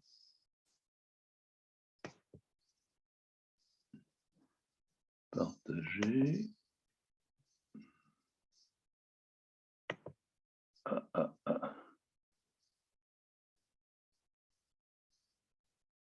Why you don't see my slide?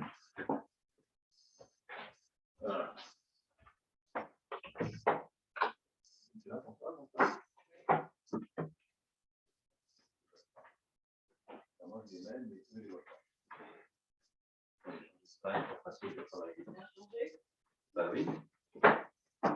Je comprends pas pourquoi je n'arrive pas à les remettre. C'est ça, hein, je l'ai moi, mais eux ne les voient pas. Eux ne les voient pas. Bon. Alors on va refaire comme ça. On va le remettre en... Où est-ce qu'ils sont? Mais ils étaient en bas là. Que je vais remettre en écran partagé. J'ai mis partager, c'est ce que j'ai fait. Non, c'est pas ça.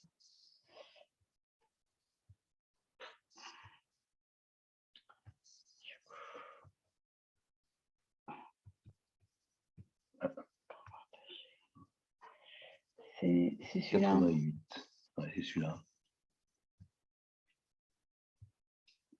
Et normalement, ça devrait être bon. Is it okay now? Yes, we see it. Okay, fine. Oral presentation structure. That's okay? Okay, so thank you. Merci. So, it's just to underline. It is same idea with the written part and the oral part. The written part, I said, you have an assignment. I tried to explain what I want first, but I made a presentation also of the different steps. I went back to the topics. And now my last message today is to say, okay, what I explained is 50% of the final grade. But the other 50% is the oral presentation. So don't say, let's start by step number 1, and we will think to a final presentation in 5-6 months. Keep in mind that 50% of your grades is in the written part, but another 50% is in the oral presentation. And that probably you will have a better presentation at the end if you understand now what we are waiting from you in the oral presentation. I will also say that some of your past colleagues decided to prepare slides at the time they were writing the thesis itself. For example, when you write your research question, you can prepare a slide on research question. When you write your methodologies, you can do the same. Okay. One of the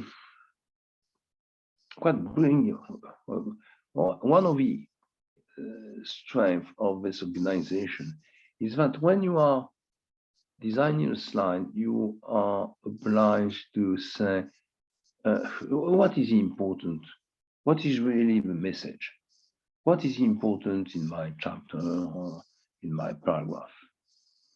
So you reduce more, you are more structured, you are more clear also for your reader.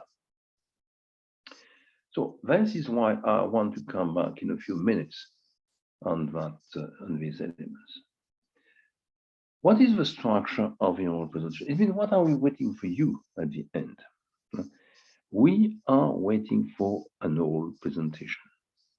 It means you will have a screen, you have a jury, and we'll say, okay, fine, floor is yours.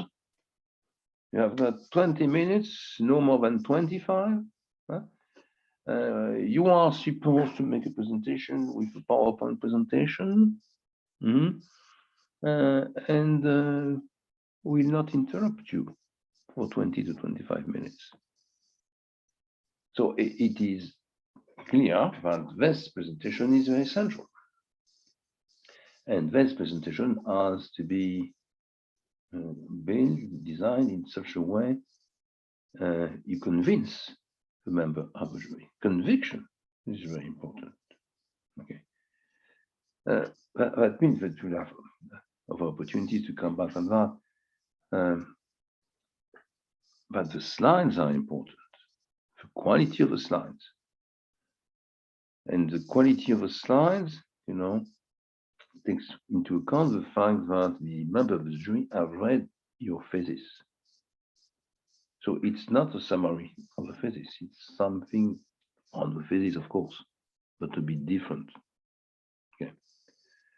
You have to take into account the fact that generally, jury members have already attended 3 or 4 presentations before yours. And that you have to convince that your presentation is better than the one of your colleagues. It's a kind of competition somehow. Yeah.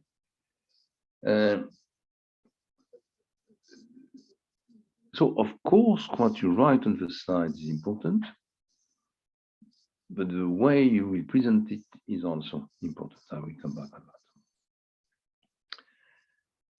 that. Number of slides. Yeah. The timing.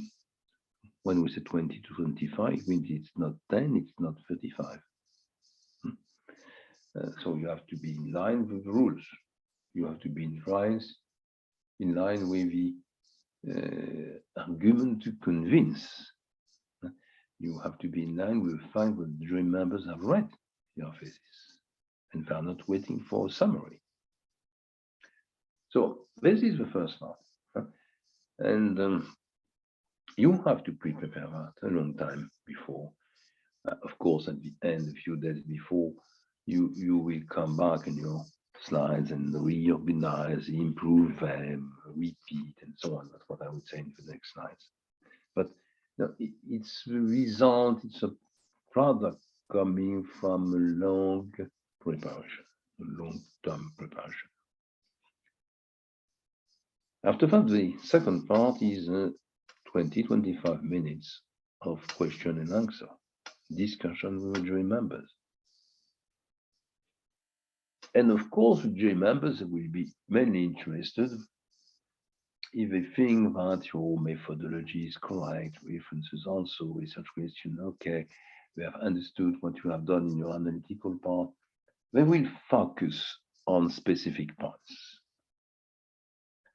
Specific points are very different from one topic to the other. But they want something which is of interest for them.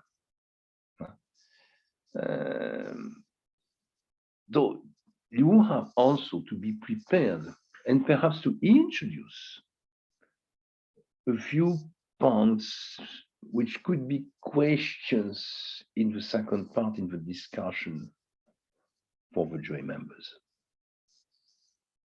That means when you have a presentation followed by questions and answers, if you are managing properly the process, you have to prepare the jury member to ask the question you want. The third step, and it is the last step, there will be an evaluation and feedback process. And you know, the defense as a whole is a 1 hour defense. So that means it's 20-25 minutes first part, the PowerPoint, 20-25 minutes, the discussion, and another about 10 minutes for the evaluation. So it means to remember have a short meeting together and we decide what would be your grade for the written part, what would be your grade for the oral part, calculate the arithmetic average, and they write a few sentences and on your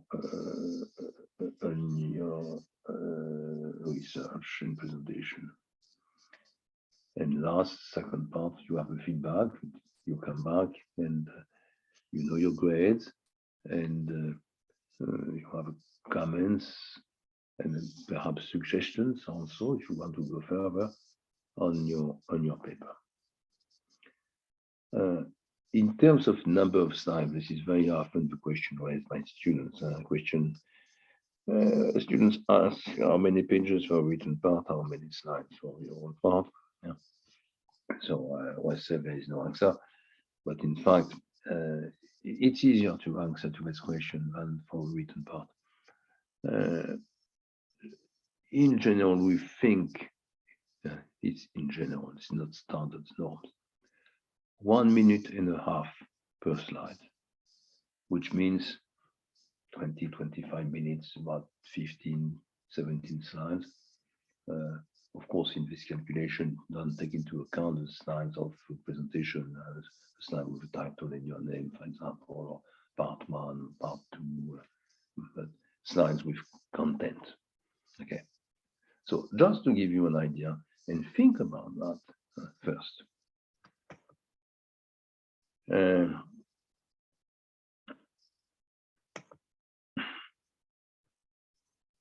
So very often I've got a question also on how to organize a presentation.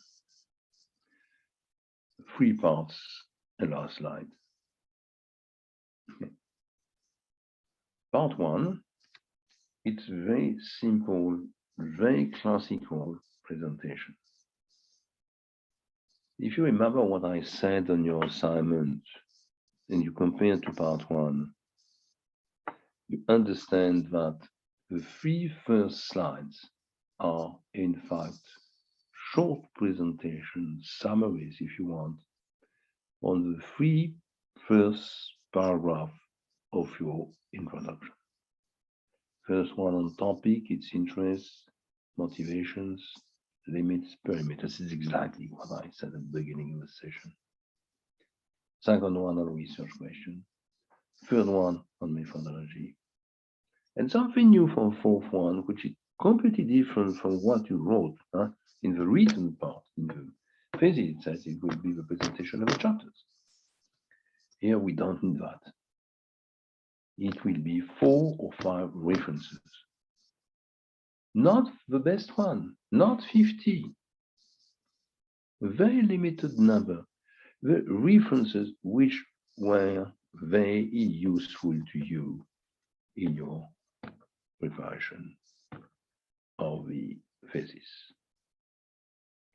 This is part 1. Part 2, and I'm back also to the what I said in the assignment. Part 2 is a presentation of the results. That is to say, the answers to your research question, what we are waiting for. What are your answers to question 1, to question 2, to question 3, or to sub-question 1 or 2 or 3? What are they? This is very central. It's 4 or 5 slides, it depends on the topic. For part 3, I am back to what I said in the first slide. You are also in a situation you try to show to the jury members that you have a good knowledge of the topic, and you are able to connect the topic with our dimension, our fields, our firms, and so on. And that you have studied specifically a few points which are, of course, of interest, but which are not results. It means answers to the research questions. And if you introduce them in this first part, we call that focus or specific points, you have, perhaps you will have a question on that. And of course, as you know very well this topic, you will be in a situation to deliver a very good answer, to be convincing in the second part, when the question will be raised. So this part 3 is very important. And this is very often in the part 3 presentation, but we understand if a student shall be, such wrote a classical and acceptable thesis with good research question, good methodologies, good presentation of the results,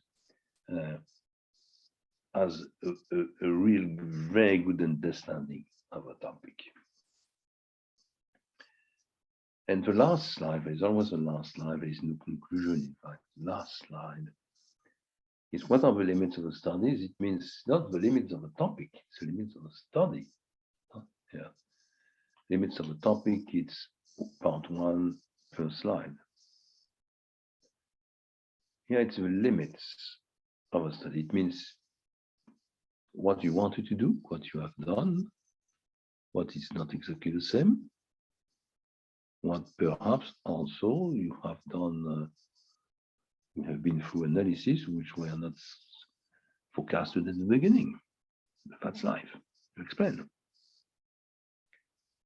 And what are, same slide, the long and short-term perspective. Short-term is very easy. It says at the time of the defense, we say, okay, you've done a good job, but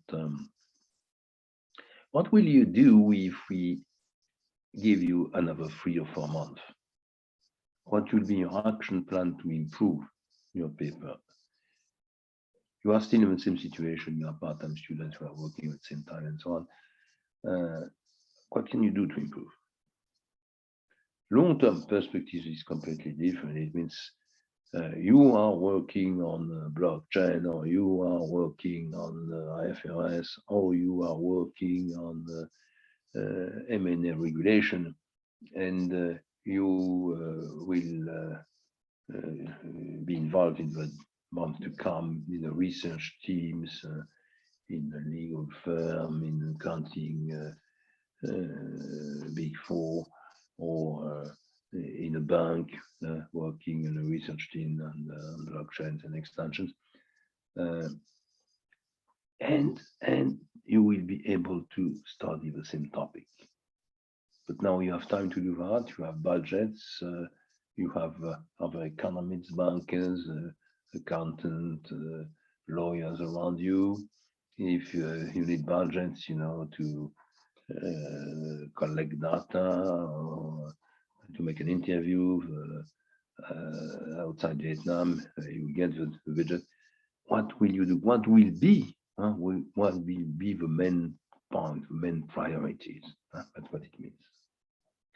So this is what I'm waiting for you. Prepare that.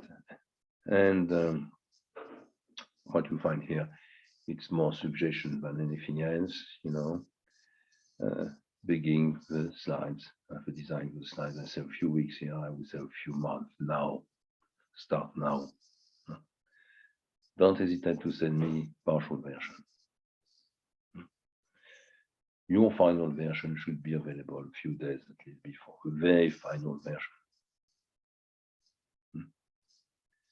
Spend time on the design of the slide. It's part of your conviction capacity.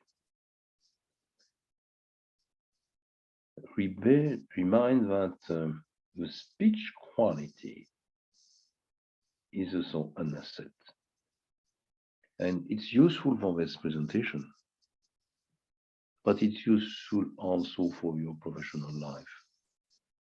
I mean, to be able to make a speech, to be convincing, to use the words, the different possibilities to accelerate, to reduce the speed of the speech.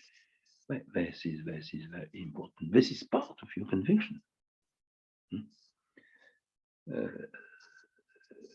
Don't forget also that you will be in a classroom. Don't sit behind the computer. Walk. Don't leave room, but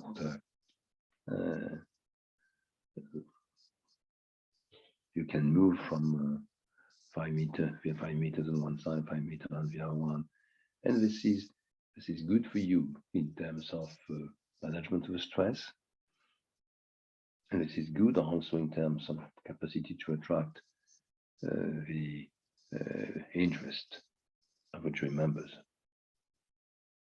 Invest on the focus on just what I said, and because you invest on the focus, you prepare also point 7, the discussion with jury members. Okay, so this is what I wanted to underline with these 3 slides.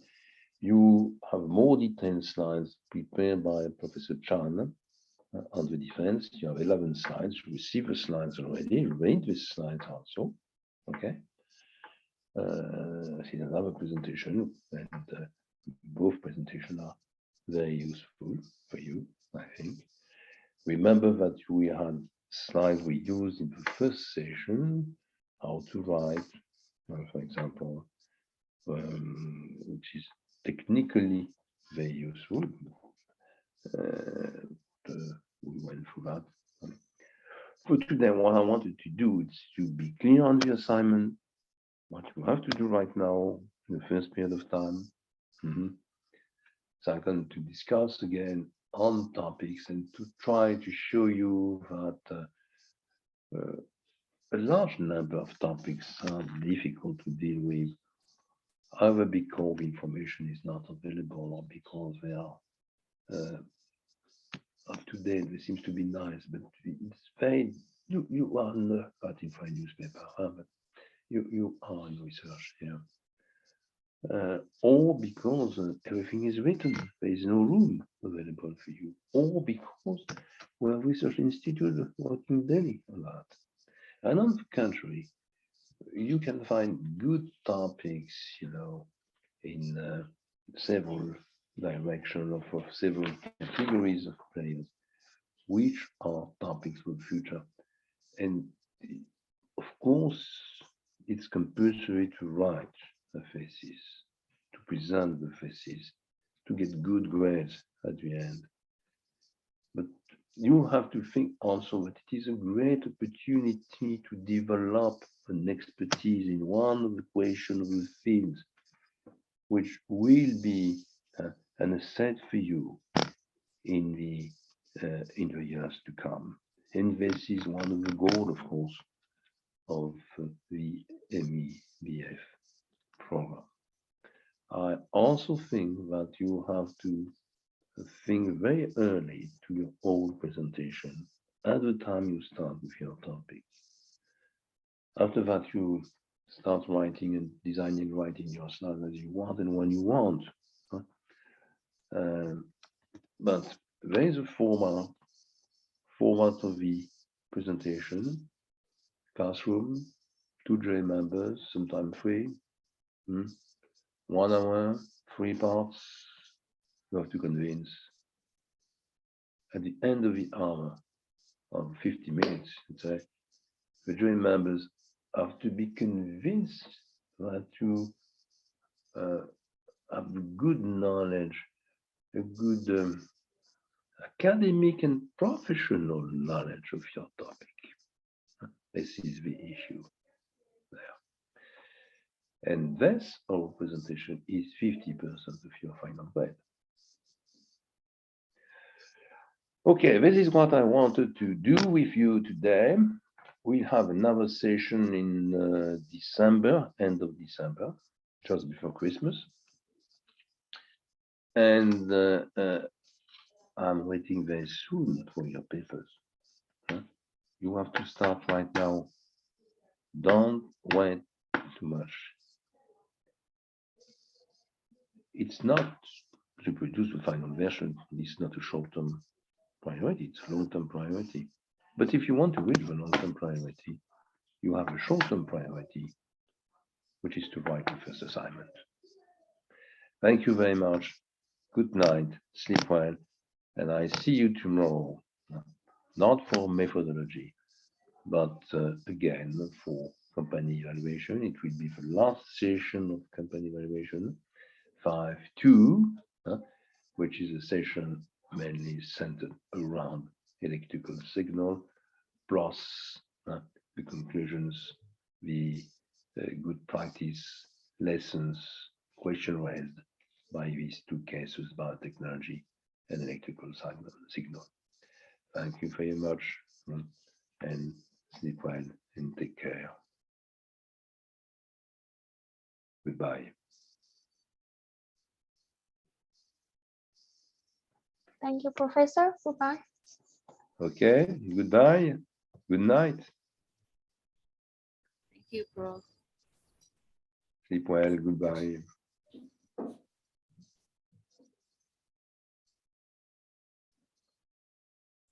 Goodbye, Professor. Goodbye. Goodbye, Professor. Goodbye.